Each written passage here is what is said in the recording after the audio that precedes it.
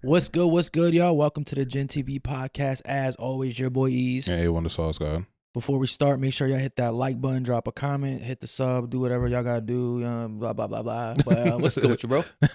What's good with you, man? Huh? Your energy seems kind of low, man. I need you to give me. It's been a while since me and you shot by ourselves, so give me. Yo, come in hard. Pause. What do you want me to do, bro? Come in hard. Come in hard. That's Ayo. Nah, the New York niggas ain't here no more. Right? we can be ourselves. I mean, my energy's all right. All right, okay. It's been a rough week.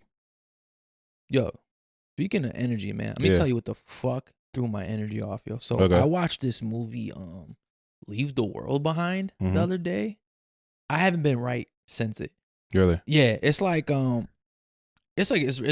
big stars in there. Ethan Hawke, Julia Roberts. I always forget this dude's name. It's like Marshala Ali or something like that. Like I have no idea what you're talking about. Pretty cool. Like good actor, right? Okay. Like he's won like a lot of Oscars. Like he does like big movies, right? Mm-hmm. So this movie is like a post-apocalypse. It's like end of the world. Like, yo, if you're a conspiracy guy, like this is the movie you've been waiting. You know what I'm saying? This is the shit that gets them going. Right, you know what I mean?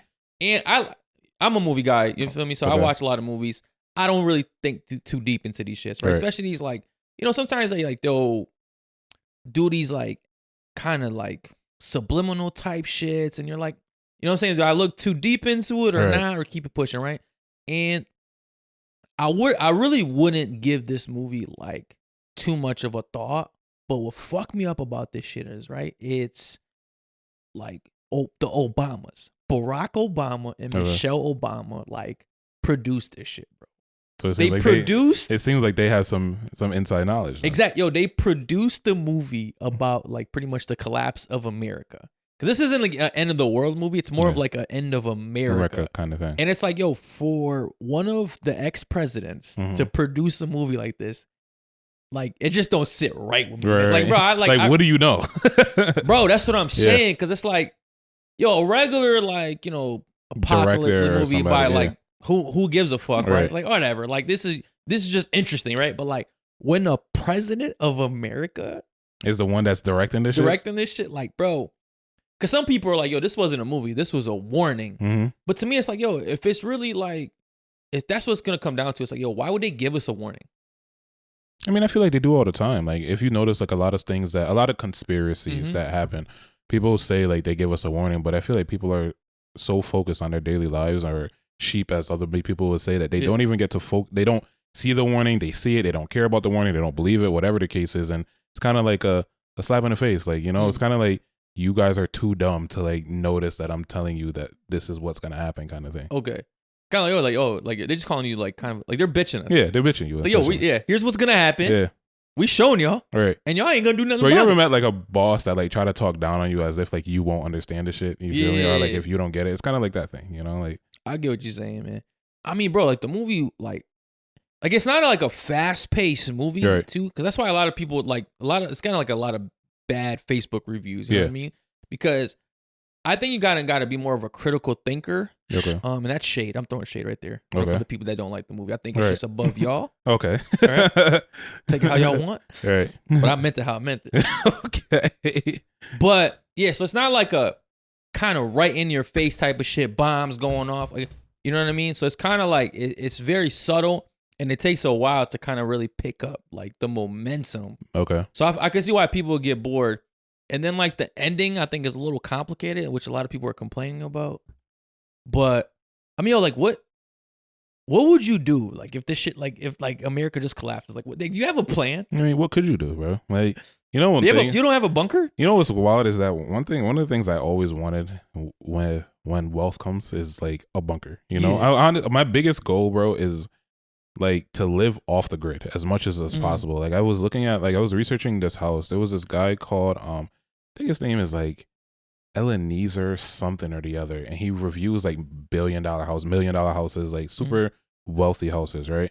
And one of the guys had like one of the houses he reviewed was an off-grid house. They had their own solar, they had their own well system, and I was like, yo, this is like my lifestyle that I would love to live, you know, where like I have solar I have electricity independent of like normal society. I have well water independent of normal society. So like I don't really need anything, you know. Once I grow my own fruits, like I already told you, I think I've told you that, like I would love to like have my own farm and shit, kind of live off the grid.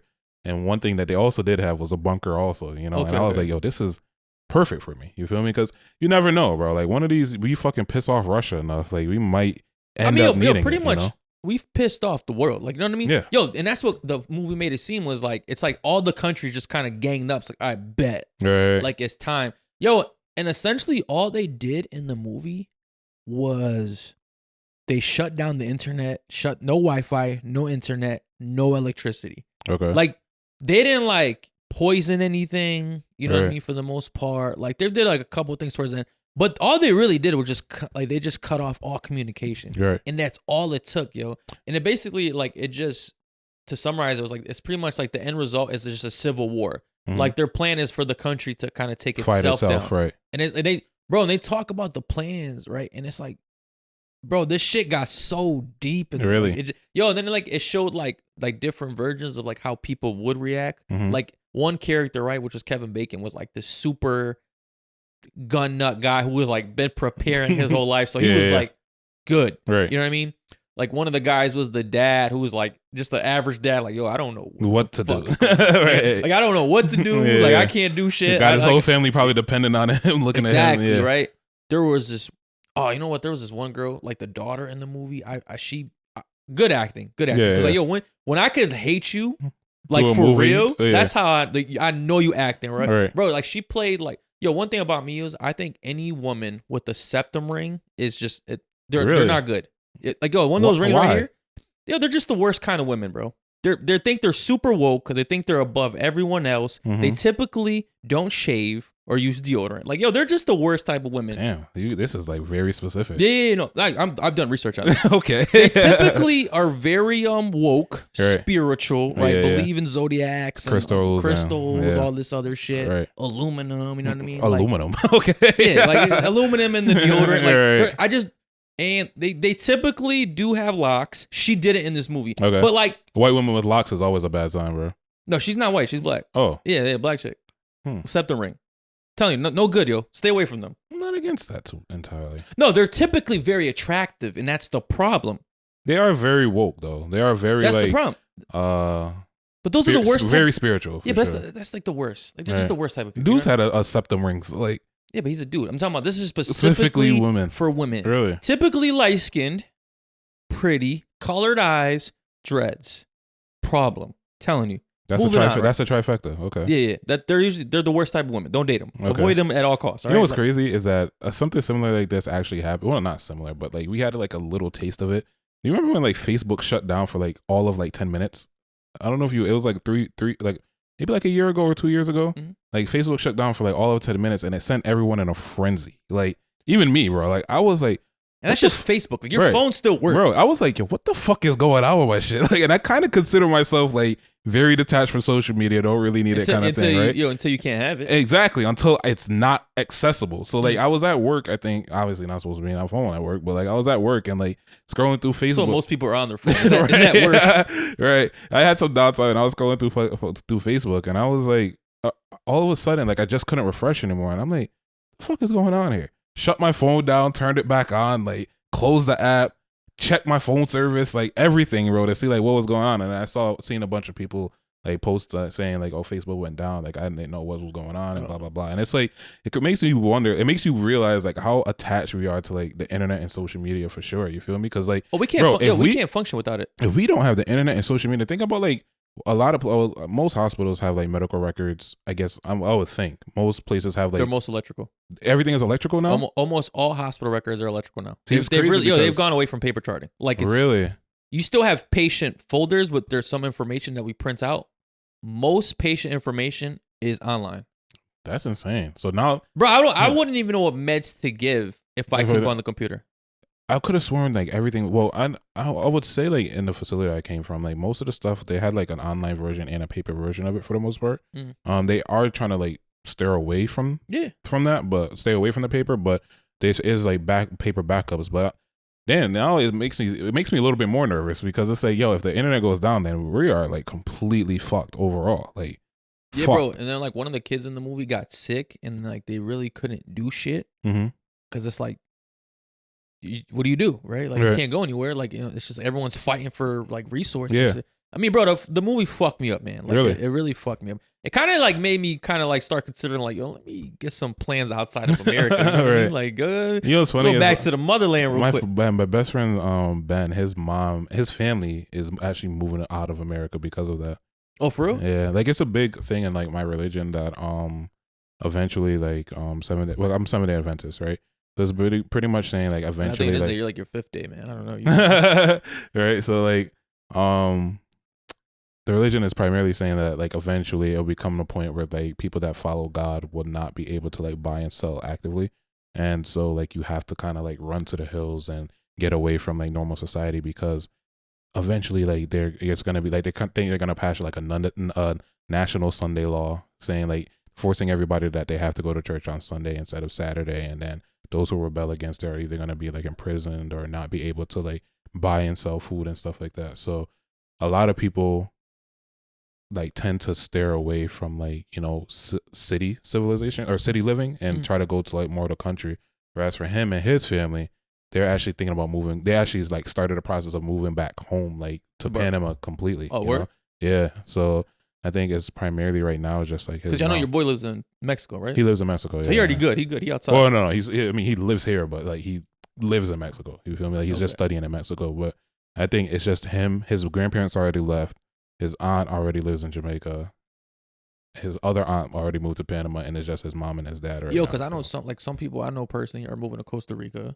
Really? Why Costa Rica specifically? I don't know. That's just like their, their land of choice. You know what I mean? Right. But like, I don't know, man. I'm thinking like I got to get my kids like their Brazilian passports and kind of like start like, or my whole family. You know what I mean? Right. Like just get everybody kind of prepared. Yeah. But by the time you hear of it, it's too late. Too late. Like it's like you gotta. Yeah, it's too late at that point. I hope I'm on vacation or some shit when shit go down. Like, I'm not trying to deal with this shit. No, it's at that point, like, everyone's going to be trying to fly and they're probably going to limit because in the movie, like, all the planes crashed because, like, they pretty much, like, they hijacked all the GPSs and shit like that. So everything was, like, crashing cars. Like, all electric stuff was done. That's crazy. That's nuts. Now, that full electricity Bro, is I'll tell insane. you, this movie was so nuts. And it wasn't even, like, action. It was just, like, real thriller and suspense. Okay. It had mad shit with deer. I don't know, bro. I don't know what it got to do with deers, but I know that like whenever that message comes out about the deers, like that shit gonna be deep as fuck. You know what it is? What's another movie that had a lot with deers or bucks? It was what the fuck is that TV show called? Hannibal. Okay. Hannibal, like it was always like this weird bucking like deer that was just like hanging around. Maybe I don't know what the fuck was like was the meaning behind it, but it was just like randomly there, and it's like I don't know. It kind of ties me into this. Like, there was mad deers. What is the connection? Yo, there was mad deers in this movie. Like, I don't know why, but they were there. Okay. It's kind of fucking sad, man, because Obama was my guy, bro. Like, that was my favorite president. I mean, he's probably still your guy. He's probably just letting you know ahead of time. Like, hey, man. This is what's going on. He's in it, bro. He's in it. I mean, obviously, you can't say nothing. Like, he can't, like, he's not going to come on and say the world is going to be, like, America's going to be like this. So he's just, like, giving you guys a little taste of it, man, that was my guy. You know what's crazy is that I always envied him because I wanted to know. I feel like every president gets like a breakdown of what's in Area 51, and I want to know. I've been badly, about that shit, bro. Like, you finally get like the walkthrough, right? Yeah, I want to know so badly what the fuck is held in there. Like I really don't think it's like, just aliens. I don't know if it's aliens per se. I think it's just weird shit overall. Yeah, they probably got some. I mean, bro, I don't know. Sometimes I get into like this rabbit hole of like thinking about this shit. And it just makes me depressed because like, you never know. Yo, you can't. But you can't do shit about it. Yeah. You know what I mean? It's like it's the thing. Bro, it's like like the fucking world's ending, and I'm worried about like making my mortgage payments. Right? Like, what the fuck? You know what I mean? No, it's crazy because like I said, you never know, bro. Like you would never be able to know like what the fuck is in Area 51. Like most of us will live our entire life and not know what secrets are being held in there. But I don't know. I mean, if the world is ending, please, because like we relatively soon. Like, let me know that shit is not. Let me stop wasting my time. Like, it's just like there's that, right? But it's like why when I'm fucking around, man? Right. You know what I mean? Could have done before or after. Yeah, like can't this shit happen when I'm like 90? Right. Like, it's like, bro, let me live. You know what I mean? I'm trying to enjoy life. That's man. how I felt with the Big C, you know, when that came out, and I'm like, why during my lifetime? Like, you told me I could have, like, this could have happened after or before, like it had to happen when I was around for this shit, like, or like when I'm like 55, like don't cut off like my prime time living. You know what I mean? It's like this is the fun years, man. Yeah, and you know it was crazy. I was like, you know, this is it. Like when it first happened, I was like, where do we go from here? You know, essentially the movie's kind of like that. Okay. Yo, imagine during the pandemic you had no Wi-Fi. Okay. How nuts that would have been. That's what it was. People would have killed themselves, bro. They were already killing themselves during this. That's what I'm saying. Yo, but imagine like that was what the movie was, right? Like it was like imagine a pandemic with no Wi-Fi. Like that's insane. I mean, I'm gonna have to watch it. I hate conspiracies, but I don't have to watch it. No, bro. I hate conspiracies because they make me think too much, bro. Like I don't like being. I haven't been right since I watched the movie. Like it really ruined my week. That might be a sign for me not to watch this shit. Like, I hate that. Well, like you sent me that video, the egg theory the other day. I was like, come on, bro. Like, why? That fucked me up. Why? I'm like, why would you do this to me? Like, yeah, it started off so sweet. Right. I'm like, why would you even do this? Yo, because eventually I was like, we're like, are you me or am I you? Right. Like, I was like, you know, I hate stuff like that. This is exactly why I don't smoke weed for that reason specifically, bro. Y'all kind of felt no way. I felt the way. I'm not gonna lie to you. Mm-hmm. No one responded to my text. Really? If I send you guys a TikTok, like at least like it. Not like, that shit, bro. Nah, man. You and dudes just let me on Reddit. I didn't care for it. I kind of felt like a little. You sent it to us directly? Yeah, that was. I thought was it a group message? Yeah. Okay. I was driving. I'm sorry. Yeah, I didn't care for it. Okay. Yeah, but on to better news or not news, man. So I know Okay. a couple weeks ago, man, you quit your job. It's about a month now. About a month? Yeah, a little over. So I know you quit your job with literally no backup plan, right? No backup plan, bro. You just had enough. Yeah, pretty and much. You left your job, man. So how's life been? Been after or what do you mean? Like been? Like how is it like, you know, not having a stable job, man? I'm not gonna lie to you, it definitely opened up my mind into places that I missed previously. Like, so without going too deep, like I felt like I kind of like lost myself within like the past like 7 years or so. You've been lost for 7 years? Just about. Like kind of just like in this like monotonous like wheel that just constantly goes, right? And I felt it and it started to really like weigh heavy on me. I want to say like over like the past 2 to 3 years, you know, like it's kind of like clicking in. It started to click and then, you know, you kind of get lost in it again and then like you get the thoughts again and then you're like, damn, I really don't like this. And then life just happens. And it's kind of like this vicious cycle of like, you know, I'm not really happy at where I'm at, you know, like everything around you for the most part is good, but like, you know that there's so much more to offer in life. And it's like, I feel like being in this space right now, I have not been here in a very long time, you know, like don't get me wrong, like it's not been an easy journey. Like I'm like quitting my job without a backup plan, I would never recommend it for anybody, right? Okay. But personally for me mentally, like I feel like it's exactly what I needed for the most part. Yeah, I mean, so you don't regret quitting at all? Not even a little bit, honestly, bro. Like I don't even look back, even with all the stress going on in your life right now, you still feel like it was the right decision to leave your job with no backup, bro. I would go back and quit again just to quit. Yeah, 1,000%, bro. I mean, how bad were things, yo?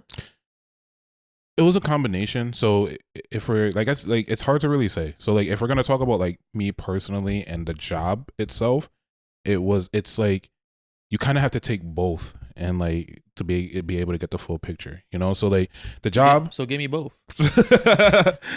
All right. So pretty much like I want to say like I just hit 30 this year. So like I want to say when I was like 20, like I kind of like started looking at, or maybe 19, like started like looking into myself more, you know, and like trying to figure out like what I really wanted in life, you know, and I just didn't really want to continue life as like, I guess as normal, or just as like a basic life for the most part, you know. Okay. Like I always felt like there was so much more. I never wanted to like, my biggest fear in life has always been like regret. So, you know, I kind of like started reading like a lot of books and like getting into like, you know, who I wanted to be and like trying to just figure things out. And then at that time, I was a security guard at my previous job, right? And I ended up getting into a car accident and could no longer make it to that job. And the timing wasn't working. I was using my mom's car at the time. The timing wasn't working, and I ended up like stumbling on this current job, right? So currently, like at the time when I was working at this job, I just kind of like put, me striving for greater on the back burner because there were immediate issues that needed to be handled. Like I was working, I was going to school. I had like all of this stuff going on, and like I needed to focus on that. Plus I was like dating and stuff, and then like life just like life for the most part, like it happens with most of us, Yeah. So I ended up like putting in a ton of hours and work, and kind of just like diving into that. So I pretty much just like halted your growth, my growth essentially, right? But in terms of like the job aspect, for example, like I pretty much I don't know, I feel like I need a direct question here. I mean, so how long were you at this job for? Right, I've been there for 9 years. Yeah, 9 years. Yeah. All right, so you kind of started almost like as a boy into your manhood type of shit, right? Primarily, yeah. I started when I was. I mean, when you first started, like, was the job okay? Was it fun? Honestly, at first when I first started it, I didn't want the job. So like I said, I stumbled upon it because my mom's friend, his daughter worked there, and she told her about the job. I was still a security guard. I didn't want the job because I thought I would have been wiping ass. But then like I got the job and I like loved it. Actually, that's a lie at first. I got the job. I worked 2 days. So initially when you first got the job, right, you needed to pay like to attend like a class. Yeah, right? Which is insane to me. Yeah. That like that job made you pay to work there. Essentially, like, that's right? like the most backward shit ever. They considered that is America. They considered it a school, right? Yeah. So like you had to go to a 3-week course that you paid for, and I think at the time when I got in, it was $1,200. Which is like an insane amount. It got up to like I think like 3,000 or like over like mid 2000s, 3,000, bro. Like so, bro, this is like some Wolf of Wall Street shit. Like, yo, like they're embezzling. This is like this doesn't sound legal. Yo, it's so crazy because so many people I told about this job after, I was like, hey, you should get this job. Unfortunately, you got to pay for it. They're like, nah. Yo, this is like this is like the definition of a pyramid scheme. Right. Like, yo, I got this job for you, right. But you just got to pay me $3K to work here. You got to pay $3K to work here. Because I didn't pitch it as like, you're going through all these trainings and you could take these trainings to other places, which is crazy enough. I don't think anyone was able to take them to anywhere else. Bro, like, no, this is this is a pyramid scheme. You didn't get a certificate or nothing like that. But I mean, just take our word. We just take our word for it, right? Good. So like, I think you could I don't even know if you could claim that on your taxes. Like, I don't know, bro. Anyway, so I got the job. I was $1,200, right? And they had it in like tiers. So if you make a certain amount, they'll take out 25. Another certain amount is 50, and another certain amount was like 75 or something like that, right? But I worked I think I worked a week, but I only worked a couple days, right? I think I worked 1 day, matter of fact. And I was supposed to only get like a $30 check. These motherfuckers still took out $25 out of my check. They gave you a $5 check? $5. I was livid, nigga. Livid, bro. I was like, oh, they playing with me. Right. I'm like, I was only getting 30 anyways, right? You know what been funny? If your shit was in the negative, like you owed them. You owed them money, yeah. No, it would have been suck if it was zero, because it's like, now I just pretty much came in and committed a couple hours to you for nothing, right? But no, at the time, like I think that day I ended up getting sent home, and then like I said, I had the other job, so I ended up not even really caring about it. But I never that was the first and last day I picked up there, right? And then like I said, the whole car accident situation happened. I needed to like get income, and so I started working there. And I found I actually loved the job, like I got the job. I ended up working with a group of people that like we became really close. The environment was dope. We would have we would actually like fight to work, like we would like tell people like, yo, call out, or like, whenever a snow day happened, we would like intentionally pack our bags ahead of time so that way we could like get stuck. Yo, but that's when you were kind of like basic staff, right? Because eventually you moved up. Yeah. Was that one like shit kind of took a turn? Like the higher you went up in the company, like did the higher you go up in the company, like the worse things got? You know what's funny you said that? It's funny you said that because I remember my first day of orientation. What? Who's laughing?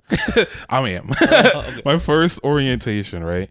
I remember this girl specifically. She was like, do not ever become management here. She was a regular staff. She said, don't ever become management here because that's the quickest way to get fired. She said, you always want to fly under the radar. And I was like, damn. Like, this is like me walking in. Like, I don't even got the job yet. Like, I'm just like shadowing, right? I was for a manager. You're right. No, I was just shadowing for a regular staff, right? And she was a regular staff. So she was like, don't ever become management here. Like, this is how you get fired. And I'm like, damn. This is what I'm walking into.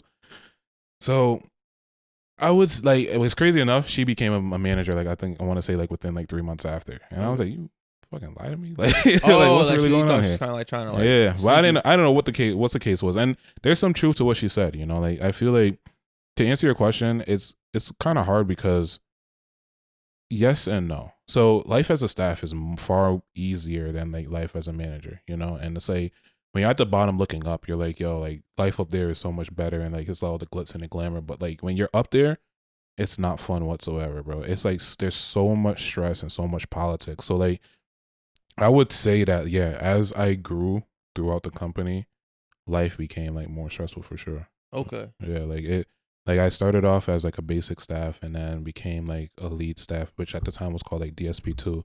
And then ended up becoming an assistant manager for another department and then became manager and then ending at like scheduling manager.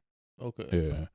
So I mean, it was an interesting journey. Like I said, for the most part, like when I started the job, it was pretty easy. And most of the time I was like, you know what, I would happily go back as a staff, because like today? some of the, yes, bro, some of the, no, not today. Like as I was going through the company, because I'm like, yo, some of the stuff that like I had to do as a manager, bro, it is so overwhelming, bro. Like it was like so exhausting. And it's crazy because none of you guys, well, for those that know Chike, me and Chike both became assistant managers at the time, right?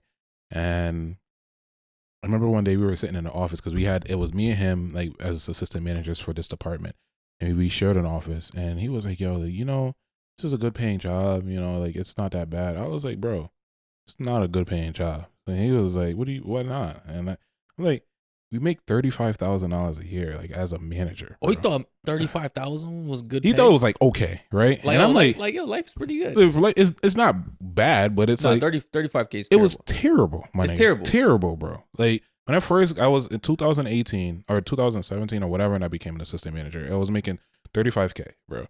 And yeah, I did the math, to right? be a manager, that's wild. Assistant manager at 35,000. Yeah, assistant manager at 35,000. Yeah, I think anything with the title manager and it has to be at least like 50. No, at that time, like the rate was like 35K, bro. Like initially they want to give us 30,000, and then, but remember, like as a staff, bro, like I was on track to making $50,000 like that year, like the year that they. Oh, so you taking a pay cut to become manager? Major pay cut, but I That's looked at insane. I looked at it as an opportunity because it's like, okay, like you're not gonna grow. I have room for. Yo, growth, all right, so all right, that's pretty smart, yo, because you were taking a pay cut initially, right? But you saw the future in it, the potential. You know what I mean, to make more down the line. Because most people don't look, past like their what's in front of them. So it's like, so as soon as like you get a promotion and they tell you you're not gonna make as much, you're like, nah, fuck that, right? But you're not looking at the growth. Right. Because at the end of the day, because if you're making like 50 as a staff, but that's it. Like you'll only always make 50 as a staff. Exactly. You don't have any room to really grow. Yeah, unless other than like you do mad overtime, which is a thing, like most I don't know how other companies are. There's one company that I kind of envied, because they would give consistent bonuses and consistent raises. Okay. And which as like this company did not do that, and obviously like this isn't like bashing the company, it just didn't do it, like they wouldn't give, it is. It's the facts. They didn't do like a consistent raises to their staff, which I didn't agree with, they didn't do consistent bonuses to their employees. And it's like, when working in a workforce, it's like, there's people need some sort of appreciation, like outside of like, like they would have like yeah, I think every job, no matter what job it is, what you do, right, should at least give you a 3 to 4% raise yearly. Right. But the thing is that they were strong armed into giving raises through the state, like because the state is like making it mandatory for raises to happen. So that's the only reason why raises were happening. They weren't doing it because like merit raises, like merit increases, like because no. But I just think I think it's like you should just get like yearly raises no matter what. I think it should just be like the law for every job to do it because because there's prior to like inflation being as bad as right now, right? There's regular inflation, which is every year. Right. Which is like 6 to 7%. So every year, right, you would technically lose 6% of your pay because that's how much more expensive things get, right? Yeah. So at least 3 to 4%, like you're kind of combating, which is the average inflation anyway, right? Right. So for jobs that don't give raises, you literally get a decrease every year that you work. A major decrease. Yeah. And bro, there'll be people that go extended periods of time without raises. You feel me? Like, and this is compounding year on top of year on top of year. So now we're talking about initially 3% and it's compounded to like 9% at some point. So, you know, like if you go like a 3-year span. So like my thing is like, I think like jobs need to be more focused on keeping their actual employees happy. You know, like they don't do that. And they like to point the finger back at the employees saying, well, they were a bad employee or the workforce is the problem. No. Bro, crazy shit is, a job would rather lose like 6 people, hire 6 more, right? Yeah. But the amount of money that they waste on just training those 6 people that are it's probably going to quit bro. anyway is what you probably could have just used to give the 6 people that were there to stay. Yeah, bro, for sure. I don't know, like, who runs these places, like, you know what I mean? Like, because it's usually like people in HR that really make most of the decisions. I figured out, right? Not necessarily, no. Like I feel HR, at least in my career, it's like HR is kind of like the gatekeepers. Okay. Like it's like your managers are kind of like almost irrelevant in a sense. Like they can like make like high recommendations, but HR in the hospital system is like almighty. Right.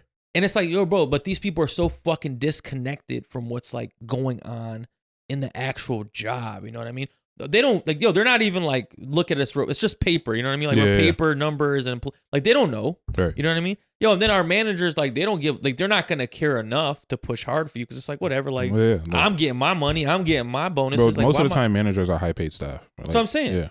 Like, so why would a manager go hard for you? Right. Yeah, I mean, a lot of times they don't even have the ability to go hard. That's what I'm saying. You feel me? Like, because it's like, why make their life more stressful? Right. Like people give the managers like this title as if like they kind of like and unless all you're honesty, CEO, I think most people confuse manager with CEO.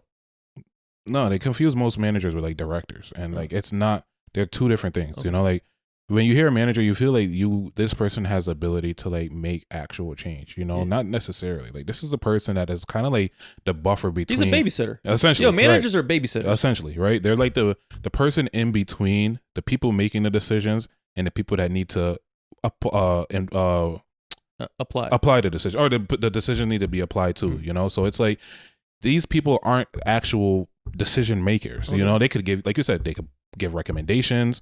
They can turn people, they can, fire people, but in terms of actual change, like the power isn't with them. And it's a lot of stress because, whenever a director or somebody above wants something to happen that may not be beneficial to the manager or to the employee, they have little to no say. Like they could give a strong recommendation. That's why most people at every job is like, what does my manager even do? Right. Like, honestly, bro, most managers are just like schedulers. But at the end of the day, bro, I would say managers at this job are definitely overworked for sure, bro. Like, I think every like job, almost every manager's job is like that, man. Yeah, I mean, I definitely like I've had managers in the past. And I'm like, yo, you are like absolute terrible. Like you're absolutely like garbage, But then when you step into that managerial role, like the managers have so much responsibility on them that it's like it's impossible. Like it's almost like the system is set up for failure, and it's like being in that role, like where you're a manager and you have to like,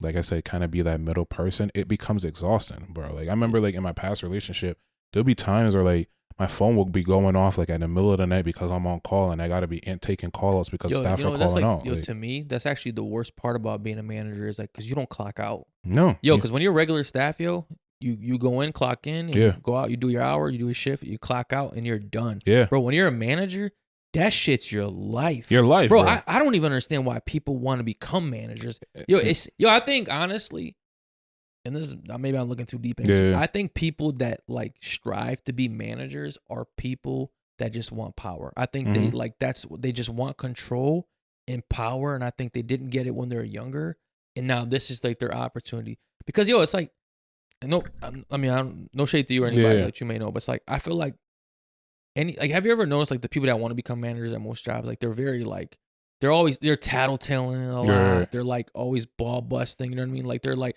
they're like acting like managers before they even have the position. Like they're usually the most hated person that usually gets. You know what's crazy is that like I was the most hated person. I did not the most hated. I did have an issue where like top three, probably. I did have like an issue where like a lot of people like there was a toxic situation that was happening at one point in time, which is crazy that you said that. but I don't know if we'll get into that. But there was there was a situation, not quite yet, but but then there was also a time where like I didn't want to be that, you know. So like I didn't initially when I first took the job. That's one of the things that I struggled with the most because there was my supervisor. I'm gonna leave names out of it, but there was I had this guy that was my supervisor, right? And at first I absolutely hated him, like with a passion, bro. Like he just seemed like so douchebaggy, right? And like he came off so aggressive. And then what's crazy is that he became my direct supervisor at some point in time. And like me and him had like the best of relationships, right? And so, a best of relationship.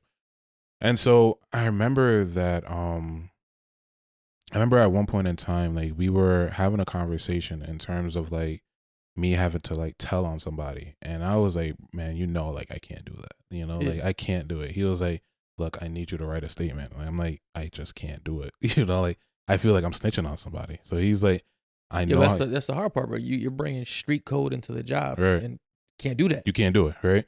So, but like but the thing is, like throughout life, I always had an issue with like telling on people. You know, like my mom used to beat my ass for like not telling on people. Like she would like things would break in the house, and like I have friends over. She'd be like, "Who did it?" And I just wouldn't say anything. Like, but. And so it came to the job, and like he was like, "Yo, I need you to tell me." So he kind of figured out a way to like for me to not tell, right? But then there was this one situation where like he actually had to have like a sit down with me and tell me like, "Yo, if you don't say who did it, like what the situation was, like I'm gonna have to give you a discipline." And I'm like, it's either me or him, right? And I'm like, "Yo, like at the end of the day, this nigga did fuck up," you know? Like so I worked the statement around to where I wasn't directly telling on him, but I just told what I witnessed, right? And he reads the shit. He looks at me and then he was like, "Okay, I'll submit it." And I just never heard anything back from him. I had to. They forced me to snitch. One time at my job. Yo. Really? It was this is when I first started, and this nurse had made a mistake with like some equipment, which kind of put the patient in danger. Luckily, like I caught the mistake, right? I caught the mistake. I fixed it. Nothing happened to the patient, right? But they saw, like the managers saw that I caught it, right? And they're like, "Yo, you got to write them up." Yeah. And I'm like, I can't do that. Right? They're like, "Yo, you got it. Like this is not optional, right?" Yo, so I ended up by like, and I feel like at that time I was pretty like new to the medical field, so I'm like, I gave in, and I'm like, man, this is my first real job. I can't like lose this shit. Yeah. But yo, after I wrote this shit up, I went up to the guy, and I'm like, "Yo, bro, like I told him, like they made me like this is what it is. You know, feel me? Like first of all, do better next time. So this is really on you. But yeah. So but like he just took it because I mean like I had to like I manned up from like that was the best I could do at that point. Like from he heard it from me. Like it wasn't like a shock. You know what I mean? But it's crazy because it's like, you know, I feel like obviously like there is this like negative thing about like telling on somebody, like especially like coming out of the hood, right? But then it's crazy like that, and like I guess in the business world or whatever you want to call it, like and like the in the business world, whatever you want to call it, like it's kind of like the culture there is to like be telling on people, you know, and it's almost like my bad.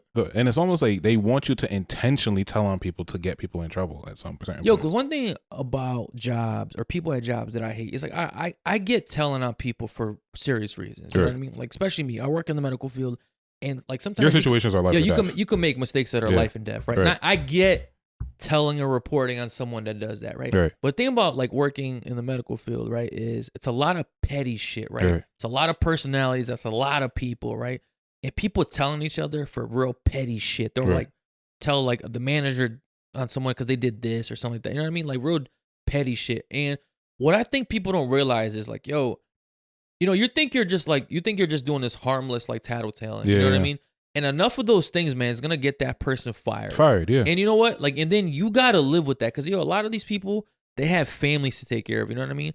And it's like at the end of the day, it's like, yo, is that what you really wanted? Because you got to think to yourself, yo, anytime you tell on someone at your job, you're potentially like getting them fired. But they don't care at the end of the day, you know? I know they don't care, bro. And that should be it drives me crazy because I've seen people do it, like tell on somebody like right in front of me. Like they're writing the email to HR like right in front of me. And I'm like, yo, bro, that's not even serious. Like that's not a big deal. Like you're just doing this shit because you don't like this person personally. Or you don't like the situation that they did. And it's just you feel me? Like shit like that, bro. Like that's the craziest thing is like it's snaky. Most of the time, like most situations, they're able to be resolved if you had enough confidence to just go up to the person and tell them. You know, like and most of the time, like you could just go to the person and say, hey, like this is where you fuck up or whatever. Actually, yo, I tried that once, yo. Really? It actually backfired on me like bad. How so? So, yo, there was so I was working with this respiratory therapist, right? She's like a much older lady than me. Like she's been a therapist for like 40 years type shit, right? Like she was probably there when like, you know, they were putting dinosaurs on ventilators. So okay. And I was cool with her, right? And like she's known for being slow.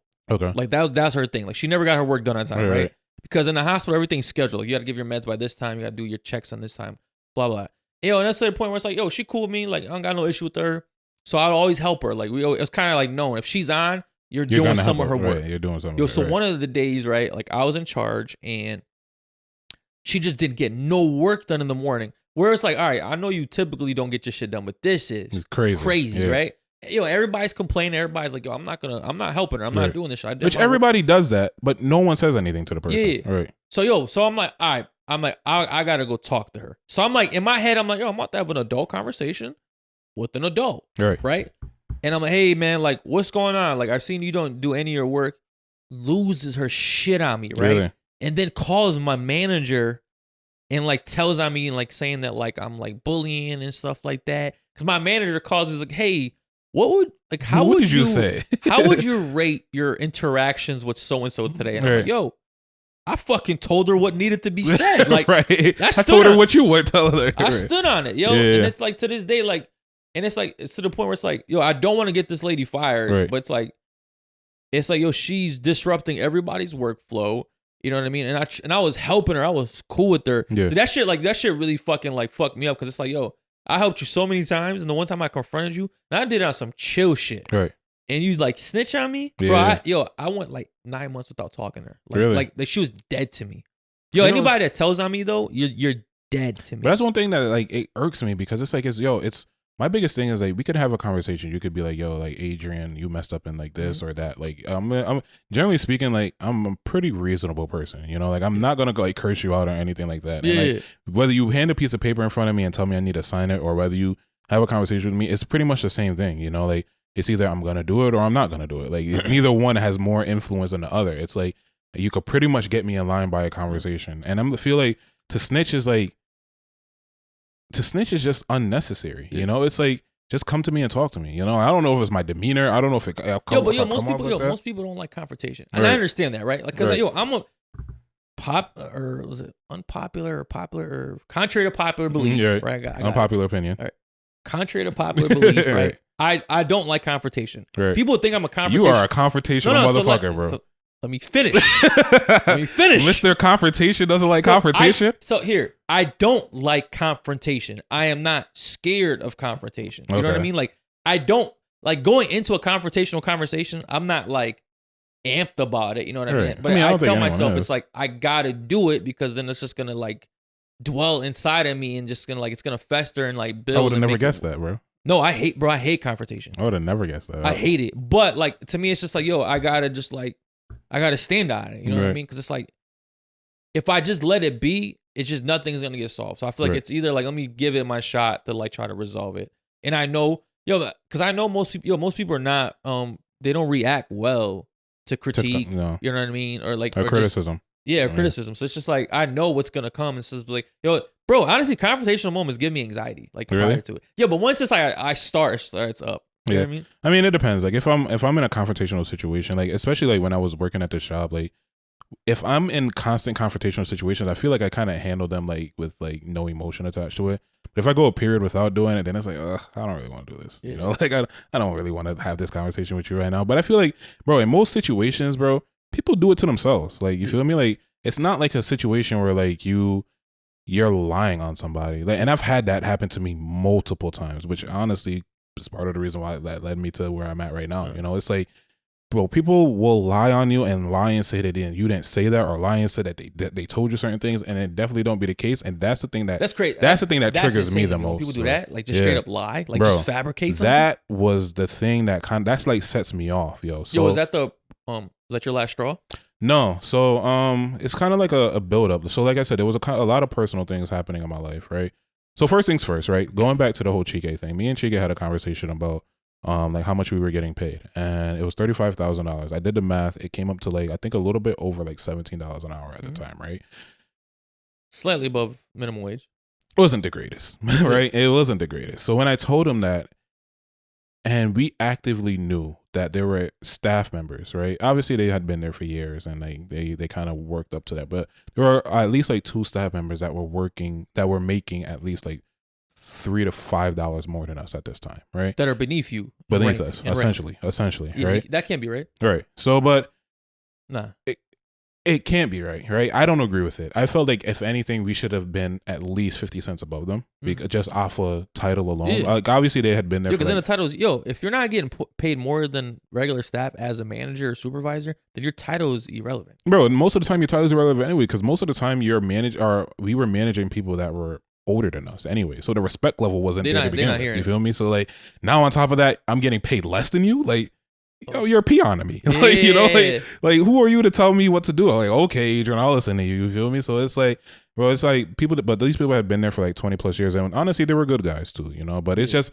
felt wrong, you know. So I know at that moment in time, like I told him about that, and I'm like, yo, like we're literally not getting paid that much. Like I told you, I was on track to making over 50. I was making over $50,000 for that year in overtime. Yeah, I had to bust my ass for it, but it's still money coming in. Whereas me being on salary, I don't have that opportunity anymore. You know, like I have to now work to get another job to. Like, usually being on salary kind of fucks you over. It fucks you over, bro. Because like you said, like you put in all these extra hours and you get nothing in return for it. You feel me? So like we would be on initially when we were on call, you wouldn't get paid for it. Getting put on salary is like the best way that like companies finesse you, because it sounds good at first, right? But then when you like really calculate all the hours that you put in, you get paid less. Bro. Every hour you make, every hour extra that you work, your hourly rate goes down. Yeah, for every hour. It's free. Bro. Yeah, it's not only free, but you're pretty much you start off at 22, you're going down essentially like after that with every hour, and it's like. Bro, it just became like, it got to the point where it was like, bro, I can't do this anymore. You feel me? Like I got to the point where like at that point in time, I was an assistant manager making $35,000 for the year. And I was like, this isn't worth it, you know? So then Chike ends up getting a job opportunity within the company, right? And then I end up applying to another agency, the one that I kind of envied and wanted to work at, and I actually got the job. I can't discuss what they offered me. Okay. Why not? Because I signed a confidentiality agreement. Man, fuck that, man.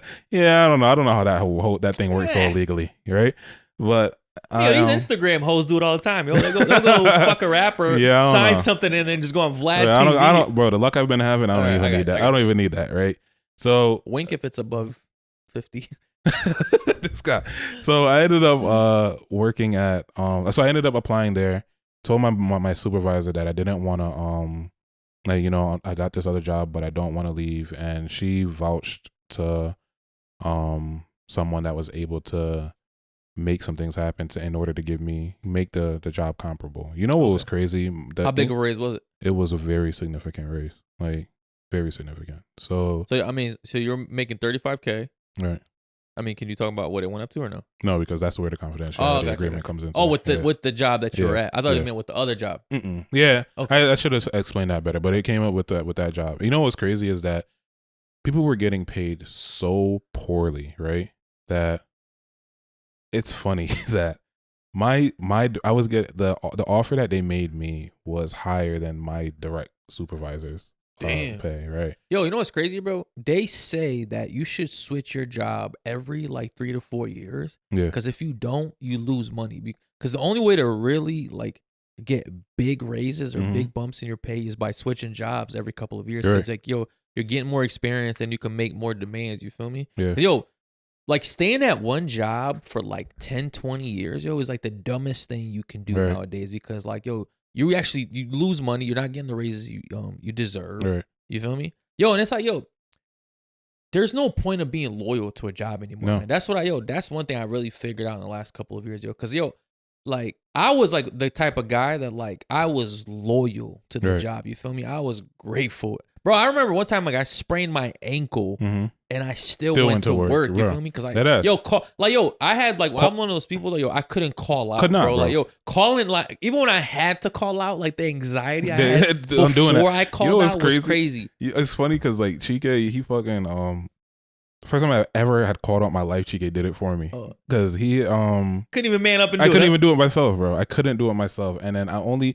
in my 9 years of working at this place, I think I only called out one time. Like one time. That used to be me. Now, bro, I'll call out for anything, bro. Bro. I really woke up, man, because I was like one of these dumb loyal employees. Now, bro, I'm like I go to jobs now and I'm like, I be trying to like spread like the knowledge. I remember you told me like you guys are stupid. Bro, I go into jobs now. They tell me how much they make and how much they hard to work. I'm like, y'all dumb. Like, y'all real, bro. I'm telling you right now, bro. If you got some plans coming up and they don't approve your time off, call out.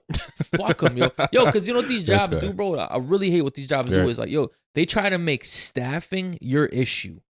They try to guilt the staff because y'all are short staffed, right? It's like, no, y'all are in charge of staffing. Like, y'all should staff better or hire more people. Like, don't try to guilt. You ever like when like a certain day will be short and they'll try to like make you feel bad. Like, damn, you're going to leave your coworkers like working hard like that. I've had to do that. Bro, I've had to be that person. Hospitals do that all the time, bro. And I used to fall for that shit, bro.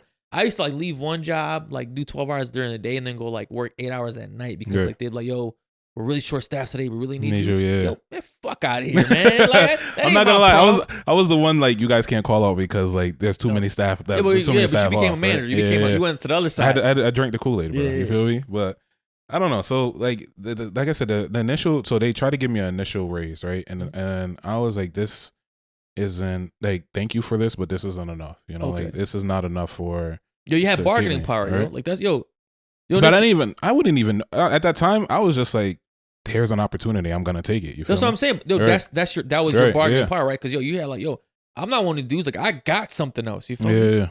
So I ended up was like, they gave me the initial raise. I was like, thank you, but I'm not. Unfortunately, like this is not enough for it. This is gonna keep me here for the time that I'm here. But and like I'll give you like extended amount of time, but I'm not gonna like it's not gonna keep me.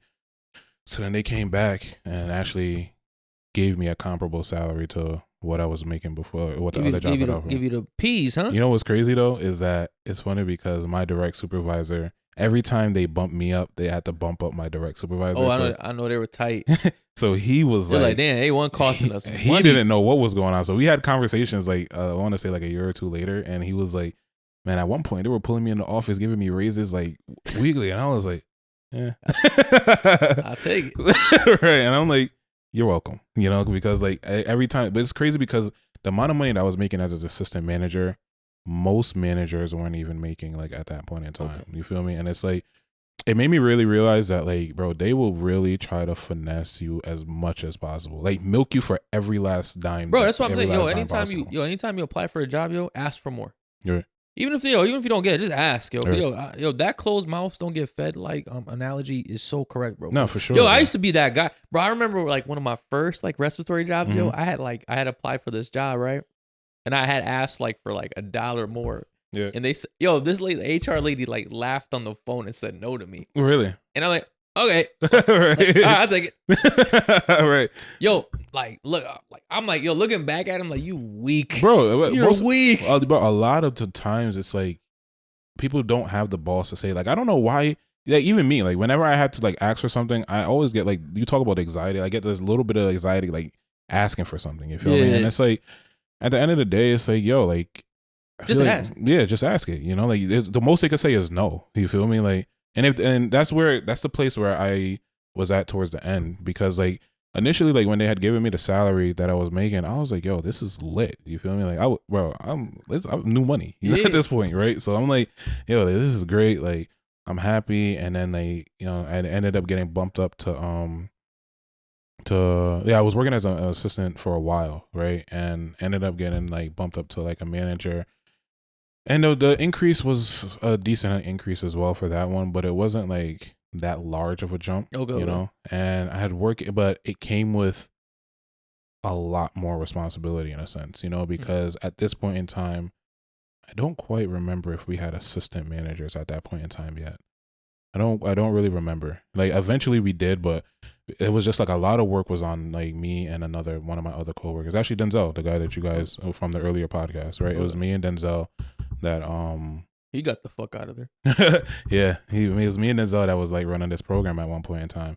And you know, it kind of became like exhausting. You feel me? Like I said, like you're working on the weekends, you're working like there was points and times where like I would have to go down to the building because on a Saturday because the staff forgot to leave the key for the other staff and they needed to get to the vehicle to like drive somebody around on a Saturday, right? Or like staff called out late at night and now I'm scrambling to like find someone to cover the shift in the morning and begging and pleading with staff, and it just became a lot, bro. And then like there was like the dynamic at work was like super exhausting. Like people at work were just doing like stupid shit, bro. Like it was just became so draining. Like it's hard to explain without giving you specific stories, but like so exhausting that like I would come home and I would be exhausted. And at that point in time, bro, as most people know, like you come home and then you're coming home into some more bullshit, right? So like you walk in the door and then it's like, especially if you got a girl. Yeah. You got to walk into like more stress. You feel me? And bro, I remember like there was like this point in time, it was last year, February. Like I was at the lowest I have ever been in my like mentally? life, bro. Mentally, my nigga. Like depressed kind of very close to depression. Like it's crazy because I remember like at that time I was in a relationship, right? And my ex like asked me, she was like you seem off, and I was like, yeah, like I'm just like I just I can't talk about it right now, right? Bro, as a man, I never recommend venting to your girl ever, bro. I just don't think it's the best idea. Like I think it's like, bro, I just feel like I think if you have the right partner, possibly, but I don't have that level of trust in somebody. Okay. You feel me? Where like I think it's the right thing to do. I think I feel like for the most part, they tend to look down on you after or use some of the things that you say to them like in that vulnerable moment. I've noticed that, yo. Most times that you vent your issues to a woman, right? Y'all next argument, right, it does come up. It does come up, bro. You feel me? Like so, yo, that like I think most men learn that lesson like very early in their like early relationships. With like, okay, I think this is why so many men kind of like typically like hang out with their male friends a lot more than their girls, and like that drives women crazy because they don't understand it, because like they don't understand it's like at least when I'm with my boys, it's more of a safe place where I can like really get like things off my chest without being judged or like being thrown back in my face. You know what I mean? And people that understand. So, ladies, if a man's venting to you, do better. It's like I really don't believe that like as a man you should be venting to your woman. Like obviously, I think you should. I think I could see why most men don't. You know what I mean? But I think in a healthy relationship with the right partner, I think you should be venting to your girl. But there's not that many right partners, and there's not that many healthy relationships. So I think that for the most part, just to be staying clear, don't do it, because it's just gonna mess up the dynamic of your relationship. And I think for the most part, you're gonna vent and you're gonna look for like the same energy that you put in when she's going through her shit, and you're not gonna get it back. So I didn't do it, right? And so me and her were having a conversation, and I told her like, hey, I'm going through some stuff. I just don't want to talk about it right now. I can't talk about it right now. Instant first question: you cheating? Yes. Like, you know what's crazy about relationships, yo? Like your life could be fucking falling apart. Like, like everything could be going wrong. Like you could be in like the verge of depression. Like, you know what I mean? Yo, the first thing your girl's gonna ask you is like, are you cheating? Cheating. It's like, bitch, I'm about to kill myself. Right? Like, what are you talking about? Little do you know, like I am hanging on by a thread right now. And it's like cheating. Yo, the whole time is she's cheating. That's the crazy shit, bro. Dead ass. Bro, I'm like, yo, anytime your girl accuses you of cheating, she got like, some shit going on, bro. Cheating. She's fucking somebody, bro. Drake say she's fucking somebody at the basketball game. Yeah. Yo, she's fucking somebody. Like at the end of the day, like for me, it's like I was just at that moment in time, I'm like, yo, are you really asking me like, am I cheating on you? Like, no, I'm not fucking cheating on you. Like, so. But then she was like, I feel like, why wouldn't you want to tell me? Is it that you got somebody pregnant and blah, blah, blah? And I'm like, yo, it has nothing to do with this. The worst one. Bro, for real. Like, it has nothing to do with this. So, like, in that moment, bro, it was like I said, it was just like one of the most lowest points because, like, we were arguing a lot outside of that. my job was like super stressful, and I just like, I was really planning on like quitting my job and like living out of my car, bro. I swear Van to life? God, You bro. want to do a van life? I really do. I really did, bro. bro. I think if you don't have kids and like no like somebody holding you back, I think that van life's just kind of lit, man. Bro, deadass, I was literally thinking about becoming a nomad, bro. Just like literally just quitting my job. My only real expense is my vehicle, and then just like traveling, like, you know, just like living out of my car. Obviously, at the time I had her, and like I couldn't do that because like, you know, situations wouldn't allow for that. But yeah, I was thinking about leaving my job, and then it's crazy because a couple months later, you know, I actually ended up getting proposed with the current position or the most recent position that I had, right? Where things really kind of like took a turn. Right. Well, it's like, you know, I just felt like overall, like I've had, like I told you, periodically I had times in my life where I felt like I was just like stagnant, you know, like there was like nothing was like years will go by and like people would be talking about the things that they want to do for the new year or the things that they've accomplished for the previous year. And I would be like, I didn't really do shit, you know, like I didn't really accomplish anything. I mean, when you have a steady job and you're comfortable in it, you do get stagnant very quickly. And that's when time flies, bro. Like, bro. The more comfortable you are at your job, the faster time goes. Because you could be at a job like that you're happy with. It's not even essentially happy. Like as long as you're not miserable, you're content. If you're content, your life will like go by so quick, Bro, it's crazy because like I've been wanting to quit this job for the longest time, right? And I told her that like me and her would have conversations about like me wanting to quit the job, and it's funny because I told her like, yeah, I think I want to quit, and I don't know what I want to do after this. And she was like, "Are you sure that's really a good idea?" It's kind of like one of those situations where it's like, you tell your girl you want to quit your job and you don't have a backup plan. Yeah. She's thinking, you want to be a bum. You want me to pay for this shit. Yeah. You want me to pay for your life. You want to be a stay-at-home man now? Right. Husband? Essentially, right? I just need, bro, I've been feeling it for a while because I felt like, bro, my biggest thing is I really hate being in the same position for too long. Like, not so much in like being in one place. So like, I just hate like not growing. And growth doesn't have to be anything astronomical. Like, because growth isn't always financially. Right. I think that's where people get like mistaken about it. Growth is just like overall like happiness. Just different. There's something new. You feel me? Like learning something new or like just because sometimes the hard part about growth is like you have to do something that's challenging, and sometimes when you get challenged, you're not necessarily happy at that moment. So you can like you're like I don't want to grow, right?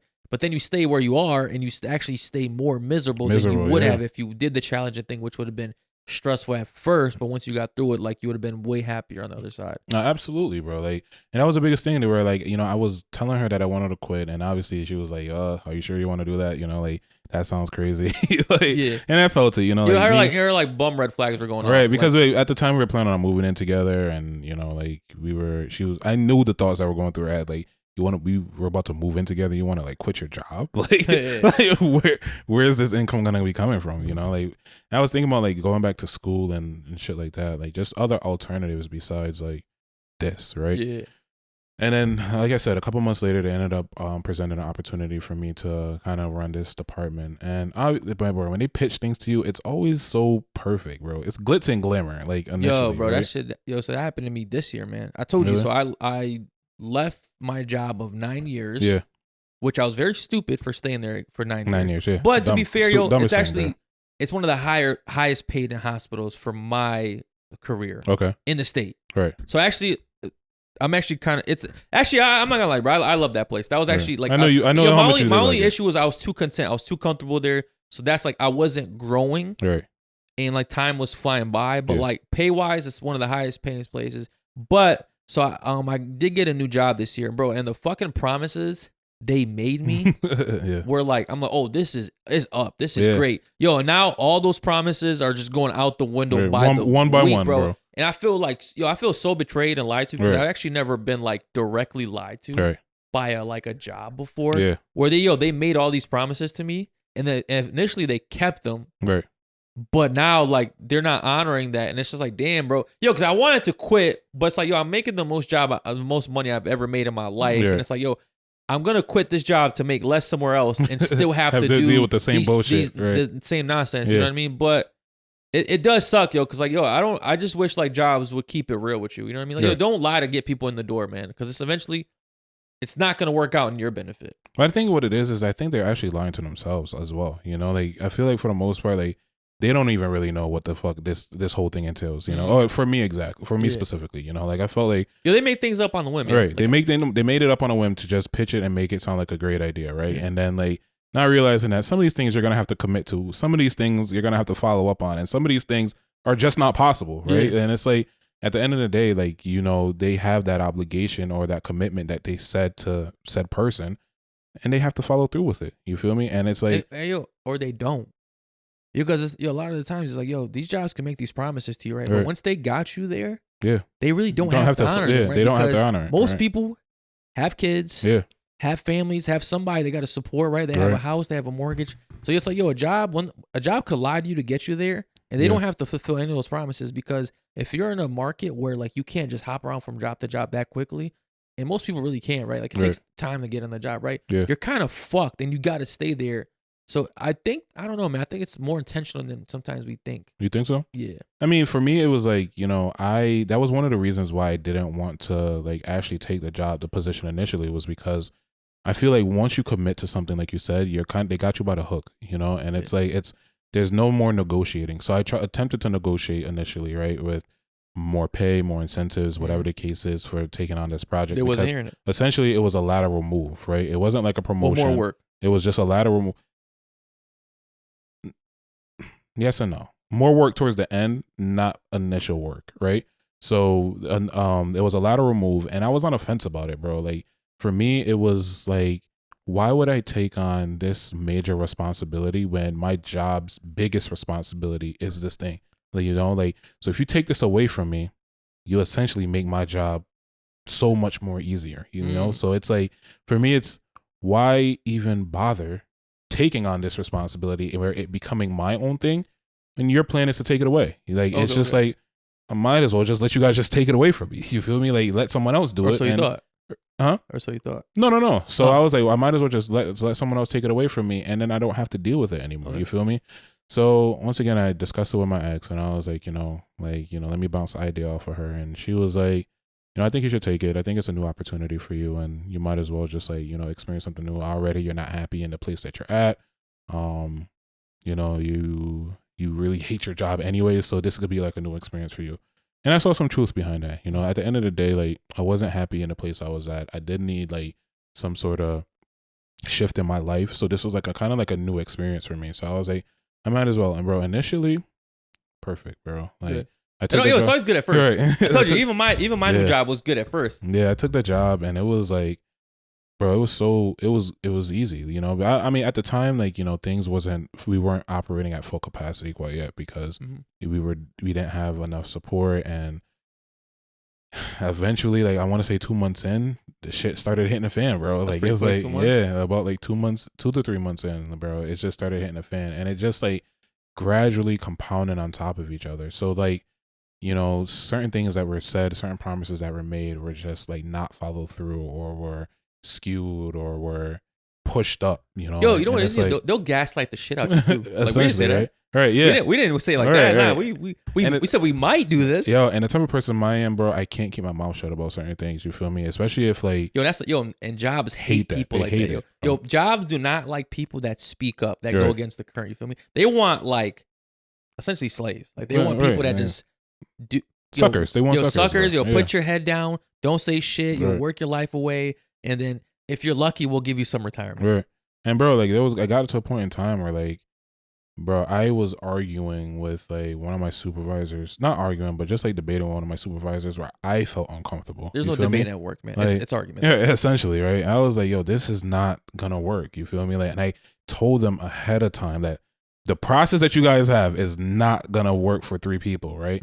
So, ended up getting to the point where I was just like, yo, I was exhausted, So this was like last November, and I had I think I had a conversation with you too, where I was like, bro, I think I'm over it. Like, I want to leave this place. I think I'm like at my end, and you and Carlos were just like, no, like, keep the job, don't quit, like, or don't quit, or try to find another job before you end up quitting. Right? I mean, I think most people are gonna tell you the advice, like it's like, yo, don't quit a job without like a parachute, right? Or without a backup job. But it's like, yo, honestly, like, we're not the ones going through it, and if things are like, yo, that toxic, right, and they're like that mentally stressing on you, it's like, yo, sometimes it's like, fuck it, I risk being homeless than being with you. Like, yo, that says a lot about how bad like a work environment is, man. Essentially, bro. It was like last November, and I was like, yo, like, bro, I literally could not take it anymore. Like, I was sitting in my car and be like, what the fuck am I doing? Like, why am I going through this right now, right? And it got to the point where for me, bro, it took such a mental toll on me where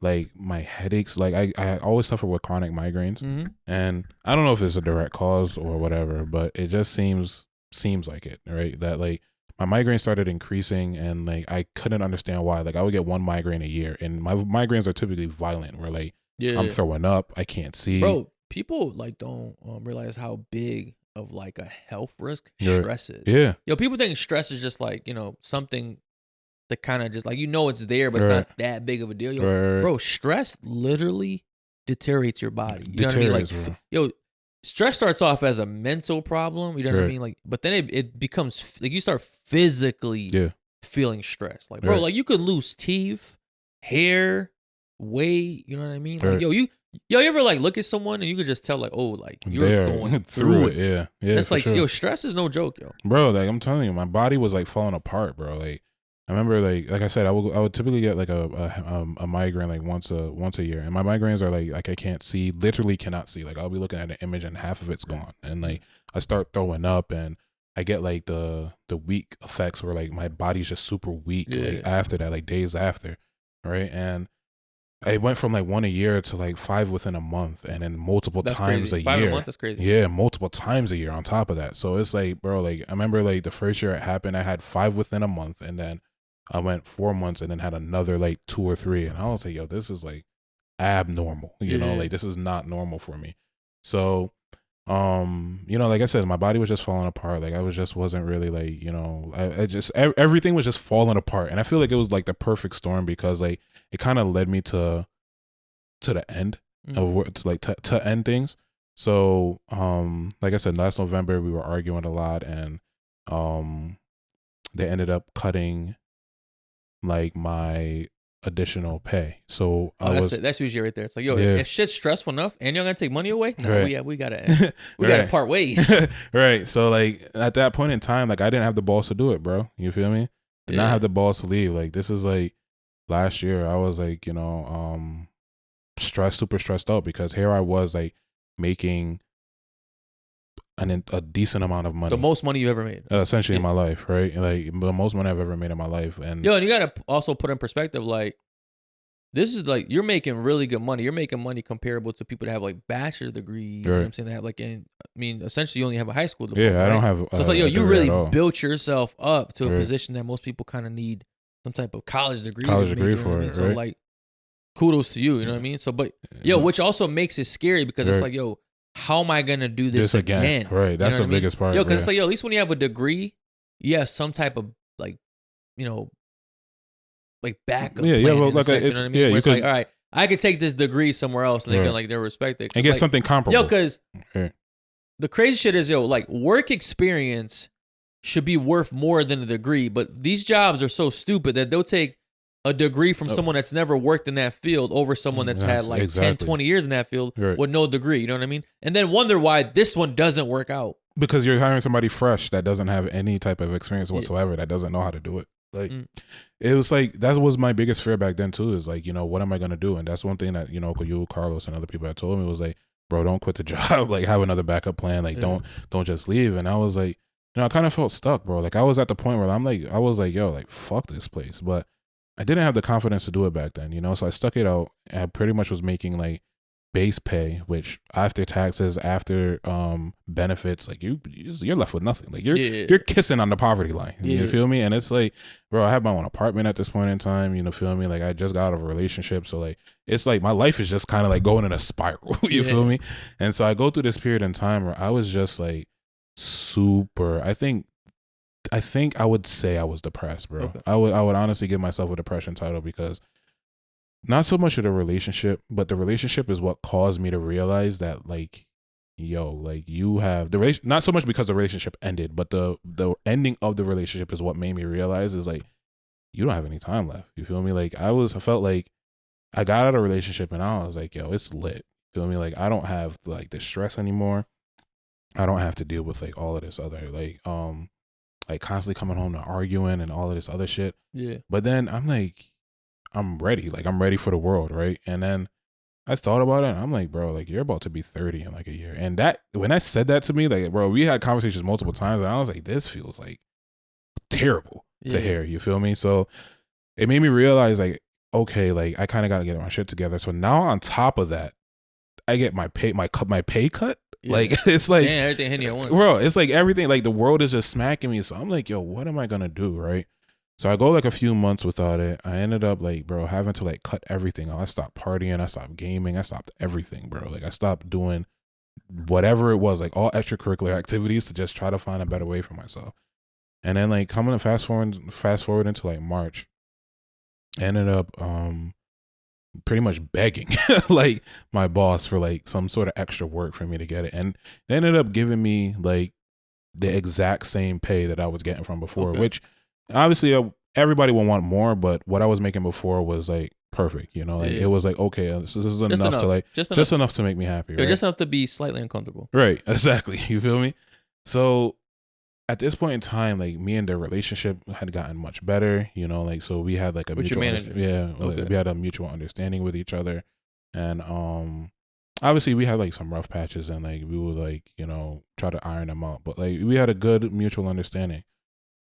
So here's where it boils down to is, bro, it's like we're coming up until like August, right? And we ended up like pretty much going to like my manager or my supervisor and was like, hey, you know, we're extremely overwhelmed. Like a lot of things are like kind of getting like dropped in between, like slipping through the cracks because like we're short staffed. You know, there's only 3 of us that are responsible for the scheduling for the entire company, which is insane. You know, like we're jumping through hoops to try to make processes simpler and processes easier, and we're not even getting like the feedback that we're anticipating from it. Like, you feel me? Like we're making our job harder to make other people's jobs easier, and then the back end of it, we're hearing that we're making things worse for them. You feel me? And it's like, so like you're not happy, the people that you're supposed to be helping are not happy, right? And it's like, what is the point of this? You feel me? Then the people that are in charge of you, they're not going to take accountability. No, it's on us. It's our fault. You feel me? Like it's our fault. We're fucking up. We're doing wrong. And it's like, bro, we just constantly got tired of hearing that because, you know, the people that we're supposed to be assisting and helping them, our assistance and help isn't working because one, we're overstaffed and things are falling through the cracks. So now they have to pick up some of the slack. 2, it's becoming the process that we're putting in place is so strenuous on them that it becomes much longer for them and they're jumping through hoops to get certain things done. And for us, it's exhausting for us because we have to now simplify that process, which takes time away from our normal job and we have to dedicate to this. So we went to them and explained that to them, you know, and they had like, it was supposed to be presented amongst them. So I get pulled into like a meeting to where we were supposed to discuss it on like a higher level, right? Yeah. Boy, this meeting was like, like I felt like I was on a firing squad. Like literally, like literally, bro. You know, like I felt, but it's, you know, but coming from like where we come from, bro, like this is kind of going back to that conversation before where it's like, yo, like tell me how you really feel. You feel me? Like, and so I was okay with it, but like other people, like they didn't, like my supervisors were not like the happiest with it. You know, like it. Because like, you let them know how you felt. No, not in terms of that, but just in terms of like, you know, kind of hearing the way that other people felt about the department, you know, kind of rubbed them wrong, you know, and I won't get into too many details, but it definitely caused our side to like walk with our tail between our legs for the most part. You feel me? And it became extremely stressful because I guess certain promises that were made initially needed to kind of be followed through on.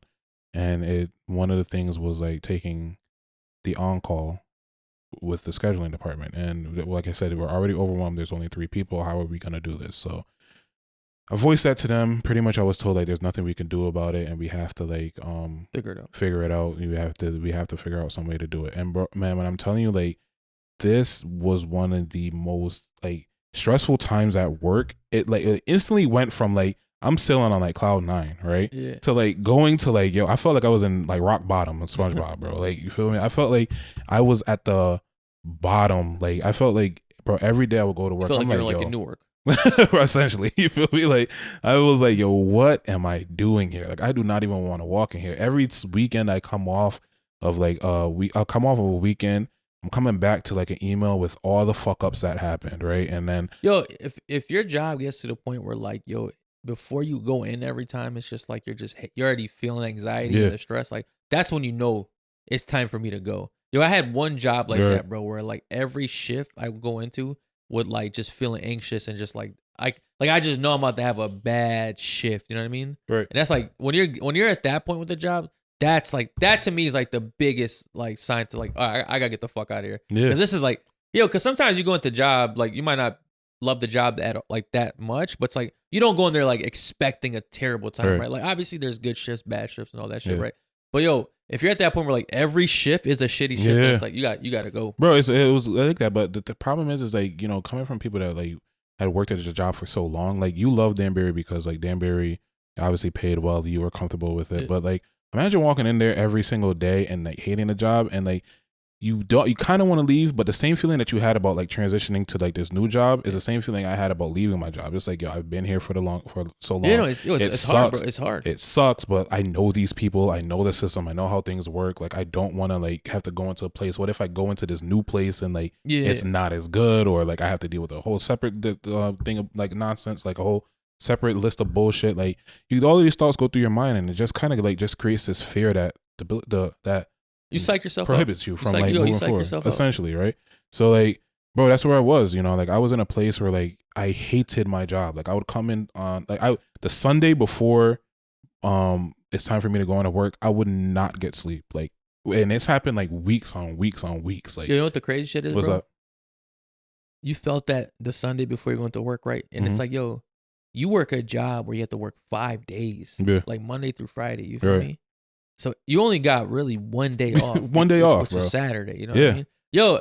At least like with my job, I only technically work 3 days a week. You know what I'm saying? I do 3 12-hour shifts. So it's like, I can't imagine having a Monday through Friday job. Like to me, that's a nightmare. Right. You know what I mean? Like, because it's like, bro, when you work Monday through Friday, you only have a day and a half. Right. Forever, like for your whole life, like for your whole working career. Bro, your Sunday is pretty much you preparing for Monday. That's crazy to me, bro. Like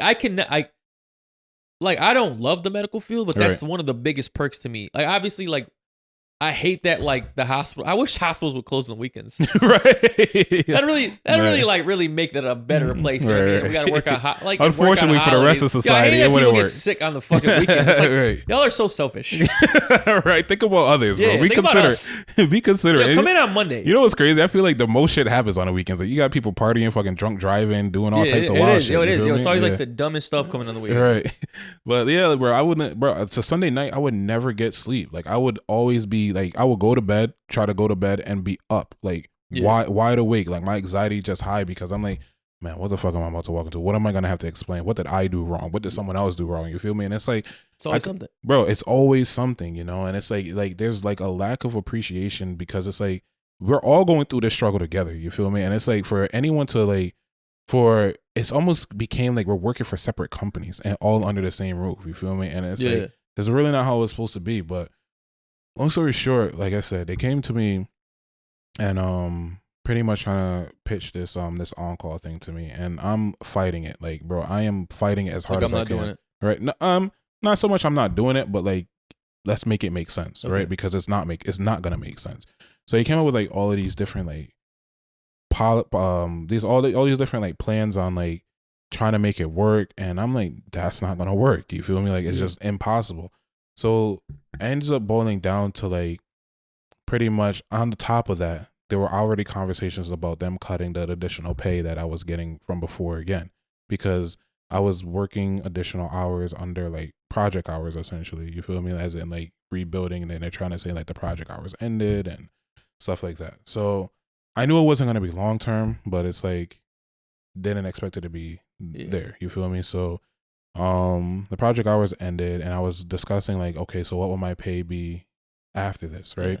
And I wouldn't get a direct answer. It would be like, I'm not too sure. I don't know. We'll see. I don't know. So long story short, they came to me and they presented to me like what the additional hours would be, and the additional thing that I got was like insane, bro. It was like insane. So like essentially like what was requested right? It's gonna go from bad to worse. Right. I'm gonna put this in quotations, right? What was requested for the hours that was needed from my department was essentially requiring me to work 6 days, right? So I would have to work they're out their mind. Sunday, Monday, Tuesday, Wednesday, Thursday, and Friday, right? Yeah.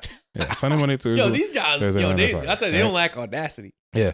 None at all, bro. And this is their plan to make it better for you? Because I was already working Sundays, but this is with extra pay, right? Oh. So which is okay, but they want to keep the hours and take the pay. But take the pay. They smoke crack, yo. So essentially I'm like, so you pretty much I'm gonna fight them for you. Right? So I'm like, so what you're telling me, right, is that you want me to work 6 days, right? And 4 out of those 6 days I'm working 12-hour days. And then on the last day I work a regular 8-hour day.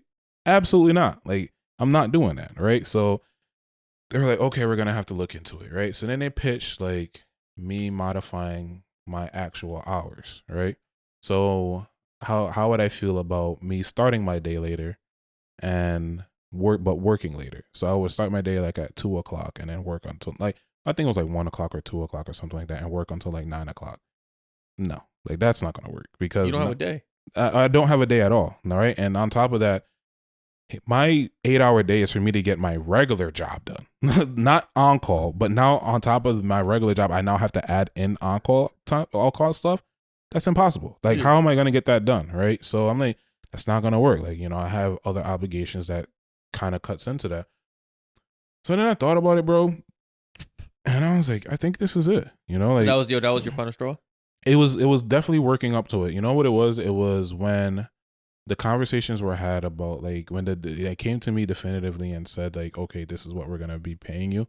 I was like, this is it. Like, I'm not gonna do that. And I knew I was gonna quit. So like what I did is when they first came to me and told me that they had to, because how they started it is they started to like play with my hours, right? So I would work project hours 1 week, but I wouldn't do it this week, and I would work 2 weeks and then I would miss a week. And it's like, bro, you're anticipating, like when you work, like you're anticipating like, okay, like you're projecting out certain things, right? So like, okay, next month I could kind of like spend a little bit more here because I'm gonna make it back there, or I could I'm gonna put this amount of money on side, and by this time I'm gonna have this much money saved up. You feel me? And it's like, when I don't know what the next week is gonna look like. Like, I would wake up on Sunday to find a text saying I'm not working. You feel me? And it's like, damn. Yeah, like I'm anticipating to work, wake up and be like, you're not working. And it's like, you cut. Yeah, like it's like, bro, like, can't do that. I went the entire weekend thinking I'm about to work, and then to find out I'm not gonna work. And it's like, yo, like I can't live life like that. You feel me? Like, I have bills to pay. I have things that I'm anticipating. Like, I'm expecting this money to come through.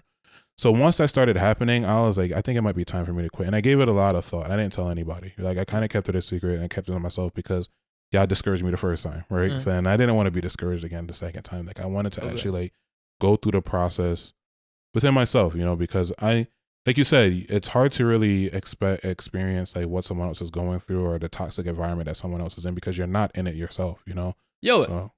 I said my dad has one of the best phrases I've ever heard in my life. He's like, yo, it's easy to fix other people's problems. Right. Right? I could give you like the best advice in the world. Right. I could fix tell me all your problems. I'll give you 5 solutions right now. You know what I mean? Like, it's so easy to fix other people's problems. Right. It'd be like that, bro. It's like, I call you guys like my board of directors or whatever, because like my council, because like there's a group of people that I call whenever like I'm about to make like a very like a very impactful decision in my life, and it's like, thank you. This is flattering. I got you, bro. I got you. I think I was gonna say something. I'm not gonna say it. Say it. Say it. Man up. Stand on it. Say it. I would. What's funny? I had thought about it for a while, and I know like I was holding it back, but I would consider you a best friend, bro. Oh, like I would consider you a best friend. Kind of late. Kind of late in the game. I will consider you a best friend. I was like, I had thought about this. I was meaning to have a conversation with you about it for a while. I know it's kind of like weird conversation, weird timing, but I was like, like I would really consider you like a very, how to word this, like, you're at a very like strong place in my life. You feel me? So like, thanks, man. Whenever like what pisses me off though, and here's a negative. What pisses me off is like when you be like, yo, I'm tired of telling people about their lives because no one fucking listens to me. I'm like, bro, like, just because I argue with you don't mean I don't listen. You feel me? Like, I need like that kind of like, I need that opposing side because I need to like kind of see things from a different perspective sometimes. You feel me? But yeah, I would consider your best friend, bro. Thanks, man. I got you. But a little gay. Fuck it. Go on. Fuck it. You feel me? So anyways, like, you know, there's certain people that I like, you know, consult with and have like bounce ideas off of and stuff like that. I think every man, right. Obviously you should always kind of make your decisions from within. You feel me? Like you, because at the end of the day, you got to live with these decisions. But I think every man should have a group of friends, predominantly men. I don't think it hurts to have a woman in there. That's just like a real friend, not like some chick you fucking on the low, right? I'm talking about like a real platonic friend that you should go to for advice. Because it's always, it is good to get a woman's perspective on certain things because she's gonna like give you like ideas and thoughts from like a perspective that you couldn't even imagine. Or your male friends, where you're gonna see it. Feel me? So I think every guy, I think most people got it. You got like your group of people that you kind of you run things by. Right. Because sometimes you always gotta be like, am I tripping? Because I'm a habitual tripper. Yeah. So like I gotta go. Right. I gotta run shit by people sometimes. Like, am I bugging? Am I bugging right now or am I not? You know. But sometimes a lot of times I'm bugging. I be bugging, yo. No, I don't be bugging sometimes. I don't be bugging for the most part. I'll be on point. Okay, sure. No, the guy quit his job with no plan. He's not bugging. No, I'm not bugging. Yeah, but yeah. So I talked to you guys about like something. I run it by you guys, but like he's 3 weeks away from sleeping on my couch. But he's not bugging. Might be 2. Okay, but it's crazy because like I was like I didn't want to talk to you guys because I didn't want to like you guys to like kind of alter. Sway you. I got you.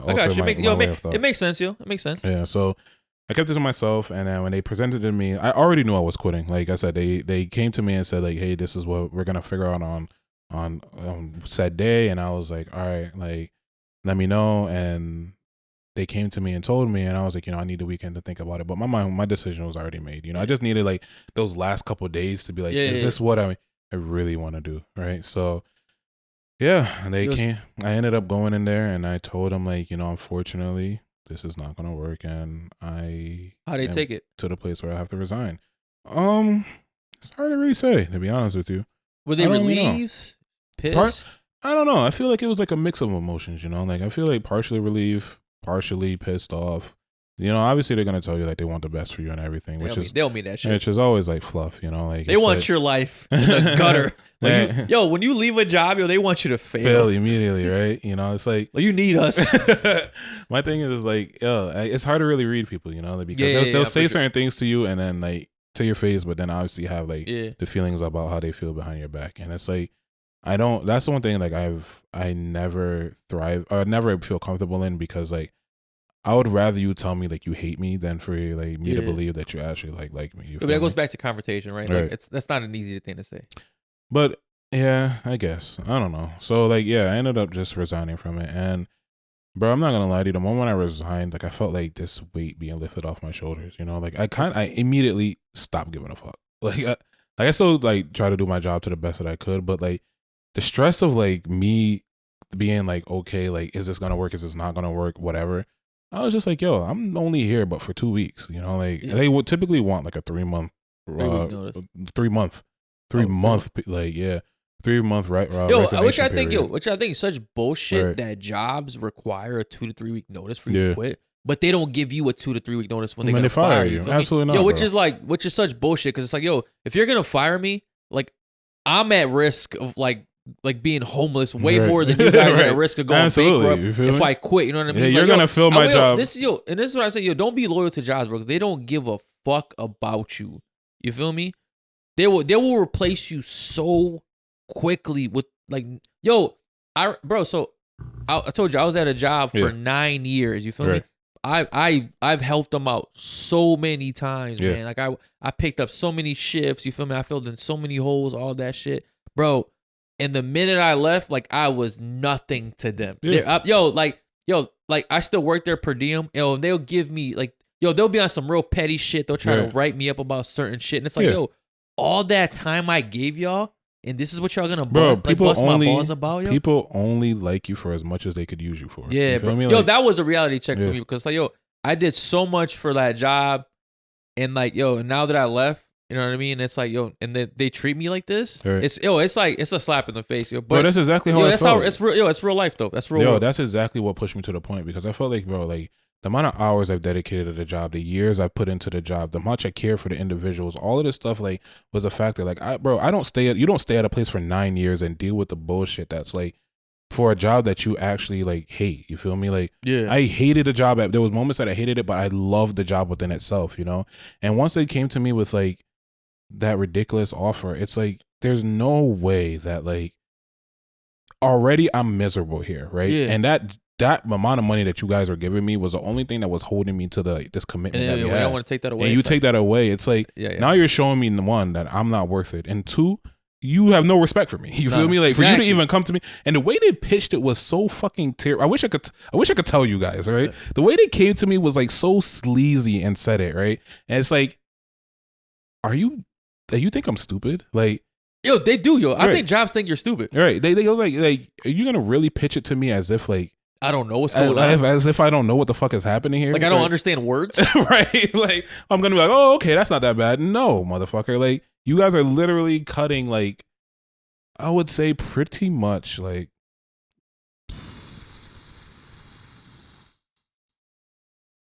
20%. They were giving me 20% of what I was making before, bro. Oh, that's wild, yo. Yeah, yo, they cut 20% pay cut? 80% pay cut.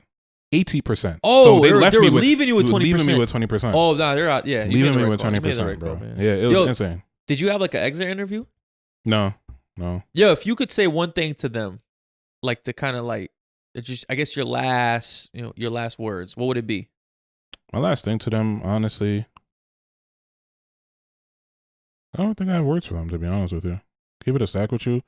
There's nothing I could have said or done. Like, I felt like I told them I didn't want to leave, but you guys are forcing my hand. They did nothing for it. You feel me? Like, I didn't want to leave the job. I wanted to. I was looking forward to hitting 10 years because I started getting that nice PTO increase. And like, obviously it was a nice thing to say. Like, yo, I've been at my job for 10 years, you know, like it kind of seems like you have some sort of stability, you know, like, and there's loyalty there. But I feel like for them to kind of like, for the situation to be handled the way it did, where like, you know, they're kind of just like hammering work down people's throats and like forcing people to like care or to forcing people. You know what I would say as I'm talking, you guys need to care about your employees more. Honestly, I feel like the biggest thing is that's every job in America. No, yes, but I feel like there's so much focus on self within the company, right? And everybody is so afraid of like being able to speak their mind freely and being able to go against what is being like the things that are being said, that a lot of times things are being implemented and nobody's behind it or actually backing it outside of the fear that like they're gonna lose their job, right? And it's like, I feel like that creates such a toxic environment because essentially no one is happy, right? And so many people want to leave and so many people want to quit, but like, the thing is, when people get a job, they really don't want to quit. They don't want to leave. Like, most people want to be comfortable. You know what I mean? They just want to get paid enough so they can pay their bills, save some money, and enjoy, like, you know, going out every now and then. Yo, most people want to stay at the job. It's the jobs themselves that force you out with like, either toxic managers, toxic like coworkers, policies, right? Or most importantly, bad pay. Right. You feel me? Like, most people just want to get paid enough, like, where they can live somewhat comfortable. Most people don't want to be Jeff Bezos. You know what I mean? They're okay with like making just enough to survive. But they want their due diligence. You know, they want the amount that's kind of like owed to them. Fair. You feel me? It's like there's no reason where I have to be working my job and it's like I'm still struggling. Like, that makes no sense. And that's the thing. So many people, bro, they pick up so many. It's crazy. Like, most people work like 60, 70 hours a week. Just to barely make it. Bro, I was working. You know what I mean? If you're picking up overtime, man, you should be like that should be like taking you above and beyond. You know what I mean? Where it's like, all right, you're buying properties. You know what I mean? Bro, when I said that I was making making the most amount that I've ever made, it wasn't like I was balling, bro. It's like I'm still doing 60 hours, but like still have to budget. Still need to not buy this and buy that. Still got to put this fruit back because this one is on sale. You feel me? Gotten so bad, man. It's like, at the end of the day, bro, so going back to like this whole situation, like I said, the one thing I would say is that they need to like care about their employees more in terms of like it's not only pay, but just treat the employees better overall. You know, with respect, yo. Yeah, realistically, because respect goes a long way. Because so far, and I'm not even just talking about staff, right? Because staff are gonna be staff, right? It's kind of like in this company or in this field, staff are a revolving door, and I'm not saying that like you should treat staff like shit, but like there's so many hardworking managers, there's so many hardworking admin staff that kind of get pushed to the wayside. Their voices aren't being heard. You feel me? And it's like people actually care about this job and care about this company, and they do not feel like they are getting like the company cares about them. And it's like it's so sad because like I've never been the type of person to really like sit there and bad talk something or someone if I couldn't change it. You know what was a pivotal point where I was telling you like a moment where like a lot of people hated me? It was one moment specific. There was one person specifically that told me like, why are you complaining about it if you're not going to change it, right? And that always stuck with me, right? If you're not going to change anything, shut up. Why complain about it? Yo, right? Shut up, yo. So like, well, that's kind of what pushed me. Because I work with a lot of working in the medical field, yo. That's 99% of people, bro. Yo, right. Everyone complains and nobody does nothing, man. Yeah, like, nothing. That's all hospital employees do, bro. Right. Like just complain about like the shitty work environment that they're in. You know what I mean? The dumb rules. Yeah. But nobody does nothing. Nothing about it, bro. And it's like they don't even speak up and say anything. But a lot of people don't have the confidence to do that. And I feel like one of the things that I said in like that meeting was like, you know, a lot of people that come into this place, we came into the environment being like this, you know? So obviously we're coming into the situation already being toxic. You feel me? So now we're adopting these toxic tendencies to like of handling each other. So expecting change isn't really going to be coming from the bottom. It's going to be coming from the top, man. It's like the people that are there, they're kind of like so stuck in their ways and don't want to change anything. Like they're so resistant to change. And it's like, it's my way or no way kind of mentality. Yeah. I need this. And they're not concerned about what that need, how that need affects someone else or affects another department. I just wish that there was more cohesiveness between the company within itself. Like, you know, like I said, the job wasn't terrible. You feel me? It was the work was way too much, and everybody feels it. You feel me? Like they try to cut spending so much that like they get you that right there, bro. Yeah, and I feel like, and this is like why to me healthcare has gone downhill so much, bro. So I've been working in healthcare for 9 years, right? When I tell you from when I started in healthcare in 2014, 15, right? Yeah. It was good, man. Right. You know what I mean? But that's because that's when hospitals didn't care about making a profit. They cared about patient care and they care about their employees, bro. Right. Now healthcare has become like a capitalist like monster, bro. All hospitals care about now is making a profit. You feel me? But so when you focus on making a profit, right? What do you got to do? You suffer. What suffers? You cut staff. You cut staff. Mm-hmm. You give shitty raises. Right. You know what I mean? And then guess who suffer? The patients, right? Yeah. That's why you see a video almost every other month now of like someone complaining about their nurse or something like that, and they think it's like, they're just shitty people. It's like, most people that go into healthcare just do it for the money, right? And people think that that's wrong. I think that's if only people if you think like people should only go into healthcare just for the love of it, there'd be like two nurses. I'm gonna be honest with you. Most people go into healthcare for the money because it's guaranteed money and it's good money, right? But that doesn't mean they're not good people. It doesn't mean they're not good workers. And it doesn't mean that they don't like their job. I've seen people in real time go from like the best worker who was just there for the money, like nursing's not their passion, and become like the shittiest worker. And that's not because like that was in them, right? The hospitals do this to them, bro. Like, people are so burnt out. They're so underpaid and they're so overworked. In the pandemic, like, I think obviously that affected everyone, but like, especially in the healthcare industry, people have not recovered from the pandemic. We worked so many hours during the pandemic, because like there were so many bonuses, so much overtime. We didn't really think about the reporcussions of it afterwards. Because people are still burnt out from 3 years ago. You feel me? And like, and hospitals haven't done anything to try to fix the issue. You feel me? Well, because they don't see it as an issue. They see the staff as an issue. They do see it as an issue because they see these videos going viral of people complaining about their hospital and about the nurses, right? bro, the turnover rate in hospitals right now is insane. It's so short staffed, right? Why do you think that is? Yo, like people used to work at hospitals for like 20, 30 years. People are like, they'll leave after 6 months now. You know what I mean? But if I slap you every time you walk through this door, right? But yet you still keep walking through the door. What is that telling me? And the thing is like, yo, we like I said, yo, like most people just they just complain, right? But it's like, yo, these complaints, like they're vocal. Yo, there's people getting fired because they're complaining about specific like hospitals and specific people on their like Facebook and stuff like that. Right. Which I don't think it's a fireable offense because first of all, like you're already short staffed. So once again, like they're complaining because there's an issue, right? That you don't even want to address, right? You just want to mask this issue.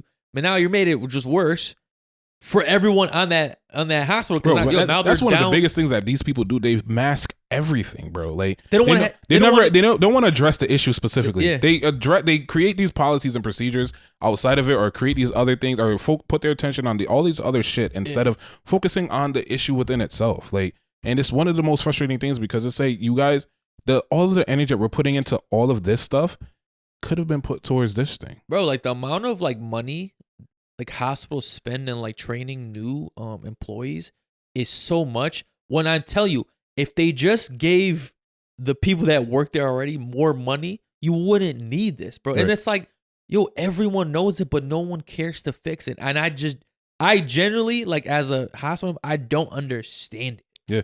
Bro, you know what I mean? And I tell you, like that pizza party meme is so dead on, bro. Yo, and I tell you, yo, you'll be short staffed in a hospital, be like on the verge of like losing your mind. Yo, being a patient yourself in and the they buy you lunch, right? bro. Yo, and they just order pizza. Right. Yo, and the dumb employees eat it up. Right. But they don't realize they're just being brainwashed. I ain't one of them the dumb employees because I'd rather fucking eat free pizza than to buy lunch any day. So. But that's my thing, bro. Right. Like, yo, all right, well, everything's good now. I got pepperoni. I like pepperoni. I mean, no, for sure. Absolutely. I mean, that's 100% correct. You know, it's like I told you, it's kind of like the analogy I just used. If I slap you every day you come into work or come and walk through the door and you keep coming, it's like, why would I ever stop? You know, like, why would I ever cease from doing that? But, bro, honestly, it got to the point for me, bro. Like, I was like, this is not it anymore. You know, like, I feel like I've been complacent in life like for a very long time, you know, and I felt like this job has been causing me so much stress and headache to the point where, bro, I was just like, I would rather just, like you said, bro, I would rather be homeless than to fucking like allow myself to be in this situation. It's like kind of being in a toxic relationship with somebody that, like, you know, it's a relationship you should not be in, right? Where the person mistreats you, doesn't value you, talks down on you, forces you to do things you don't want to do, and yet you still go every single day, we always think we don't have a way out. That's the biggest thing. The fear in a relationship is, will I find somebody better? Is there somebody out there that's gonna want me? Am I gonna is it me? Whatever the case is. And the same thoughts that you have in a job. It's like, will I find a better job? Am I gonna be able to get another job? Like, it's like all of these little fear things that we like place in our minds that kind of prohibits us from being able to take that step. Now, do I recommend anyone quitting their job without a backup plan? Absolutely not. This shit is not fun. I'm not having a blast. But I tell you what, bro, it was the best decision I have ever made in my life. Like, the amount of clarity that I've had, I have not looked back yet.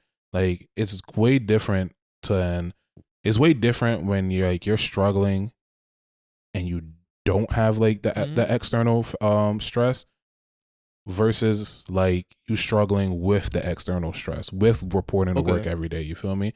So, I mean, for how I've been passing my time, so I didn't quit my job and have not been working. I have been working. I've been doing Uber. Yeah. And Uber's ass. Uber's absolutely. Yo, are you one of those shit. People that tells them like, yo, I'm an entrepreneur, like I'm my absolutely own boss? Not, bro. I hate it when people come in the car and they tell me that shit, right? Because it pisses me off. They're like, yo, you're your own boss. I'm like, bro, I'm not my own boss. Like, I am a self-employed person because I report, somebody else dictates how much I make. You feel me? Like, I don't set the prices. I don't do any of that stuff. I'm not an entrepreneur. I am self-employed. I'm an Uber driver. Right. But I'm not whatchamacallit. So, I mean, it has allowed me to have the freedom of, you know, setting my own schedule, not having to report to anybody, kind of just doing what I want. It's just holding you over. Essentially, you know, and it has, and one of the things that it has given me, bro, it has kind of set the standard for like me not rushing to jump into just anything. You feel me? Like I feel at like least that's the good thing about like being in today's generation, where like you have the opportunity to do these like kind of odd jobs and like kind of essentially work for yourself. right. I mean, where it's like, yo, like 30 years ago, like you just be unemployed. Yeah, you would be just a fucking at home. You feel me? Whereas like in this situation, bro, like it's like it has been a blessing in the terms of like I said, like giving me a different perspective, because it's like coming from where I've come from, right, and dealing with that situation, and then now in this place where yes, I make less money, like than what I make less per hour than what I did before, right? It requires a lot of hours in Uber, a lot of hours, but still less stressful. But it's far less stressful. Actually, the craziest thing is that like, you know, as so long as the car holds together, you have no stress, bro. You feel me? Like you have no stress whatsoever. Whereas in my luck, I have not had that luck. You know, like car broke down. I have not had that luck, and it definitely becomes stressful because it's like, you know, when you're transitioning from like one to the other, you know, money's kind of like tied up in a lot of different things, and those bills keep billing, like they keep coming nonstop, you know. And I mean, that's one of the toughest thing about being an adult, bro. Is like, yo, you could be going through the most like toughest times throughout your life, yo. But the world around you does not stop, and it does not care. Nah, not at all. Like, bro. Yo, things need to get done with you or without you. Absolutely, so either you come in or you getting left. Exactly. You feel me? And it's like, you know, they keep coming in nonstop, and it's like you obviously kind of have like, you know, living on your own and being responsible for yourself. You kind of have like a certain threshold you have to hit in order to just survive, you know. So I have been like dumping a lot of hours into Uber in order to get ahead. But like I said, I've had job opportunities kind of come my way, and it allowed me to kind of be more selective, yeah, in terms of like what I actually want, because it's like, you know, it just has to make sense for me, you know. I think that my message to anyone out there that is in a situation where you are not happy at the place that you work, I highly recommend leaving. I highly recommend quitting. I highly recommend, well, I would say you have a conversation with your supervisors first, and if they are not receptive to it, then leave. Because at the end of the day, you could always be an Uber driver. Not only that, you could always become an Uber driver. Or Lyft. It's not that hard of a job. Yeah. I mean, it's not that hard of a job, and it's not that hard of a process, right? But you better watch your mouth, man. I know you got a boy out there that thinks he's like a Navy SEAL when he's doing Uber. I mean, bro, he's been a blessing to me, honestly. You know, like he's definitely he's been in my corner. I actually kind of disappointed him this week. I ended up fucking up the car pretty badly. Would you say being an Uber driver is as dangerous as being a cop? I want to say it's dangerous. That's dangerous. I mean, it is. What did he say? It was like, yo, it's as dangerous as being a cop or some shit. I don't know. He just said it's a dangerous job, but I mean, it does have its dangers, because obviously, like I said, I fucked up the car the other day. You feel me? So like, it does and I have seen so many accidents. Like it's insane, bro. Like, okay. So many car accidents. The people have been having heard stories about people getting killed and robbed as an Uber driver. Yeah. Oh damn. Yeah, like I think one lady was telling me that in Danbury, somebody like hired an Uber to just like rob them, and then ended up killing them, and they couldn't find a body or some shit like that. Yeah, jeez, it's crazy. So like, I mean, I would say it is a dangerous job, because my God, it's dangerous. Like I feel like, you know, at the end of the day, like you think about it, you're pretty much picking up a stranger. You don't know who's getting in your car. You know, it's not like you can vet this person at all. You know, and you have to drive them to the whatever location. If they rob you, give them like 0 stars. You know what I mean? Right. I mean, luckily we don't have cash on us, but I mean, like I said, and to anyone that's like, you know, thinking about quitting your job, I would have a conversation with your supervisors, and if they are not receptive, I'll start looking for other opportunities. I mean, it's up to you if you want to quit without a job. I don't recommend it, but I do recommend, you know, putting yourself as a priority, because it's very easy to get lost and, you know, putting a job first and thinking that you're kind of stuck there. Because last year, like I was in a position where I was with, not last year, the year before that, I was in a situation where I was with my ex, and, you know, we were thinking about like getting our own spot together and moving through life. We were, you know, kind of planning on kids, and she didn't know this, but I was thinking about like proposing eventually. And, you know, like it's like I was in a place where I needed like that stability in my life. You feel me? And I kind of felt stuck, and I really felt held back in terms of like my work environment, because it's like, okay, like I'm not in a place right now to quit. You feel me? Like I can't quit, because I have like these future plans where, like, you know, I would like a kid, and you know, I'm obviously planning on proposing eventually. But like, luckily for me, I was able to life had changed. Not saying luckily like the relationship ended, but luckily life had changed and allowed me to be in a position where I was, where I am now. You feel me? And it's like not everyone has that opportunity, but I would like if you are thinking about it, man, then do it. I mean, at the worst, bro, the way I look at it right now is that like, right, if I fail because I tried it, at least I tried. You feel me? Like it's like I'm tired of like looking from the outside in and being like, okay, like I'm like from the inside out in this case. Like, what is life like outside of these walls? You feel me? Like I wanted to be able to say, okay, well, I took the chance of like stepping out and. And it's not all days are sunshine. You feel me? Like I have really good days, I have really bad days, but at least as of right now, like has given me the perspective to be like, okay, I'm making the decision for me. I'm no longer living for them right now. Okay. And if I do get another job, which probably is going to happen eventually, then it will kind of be at my discretion or I'll be forced to, but True. For right now, this is where I'm at right now. And I highly recommend that everyone does it, All right, man. I think we'll leave it off on that message, yo. Yeah. Shit. Got some shit out there, man. Yeah. Shit. Hope y'all enjoyed, man. Hope y'all, resonated with y'all on some level. Cause I know we're all going through the same struggle. We all got like, regular 9 to 5s. I mean, not me, but, no, I mean, I'm just saying not like, I mean, I got a 9 to 5, but like my hourly, like the way my days work is different. Yeah. I mean, like and your pay is fucking insane, but. I mean, it's pretty good. Right. But I build up to this. This wasn't overnight. But shit. Drop down what y'all think, man. We'll see y'all next episode. Later.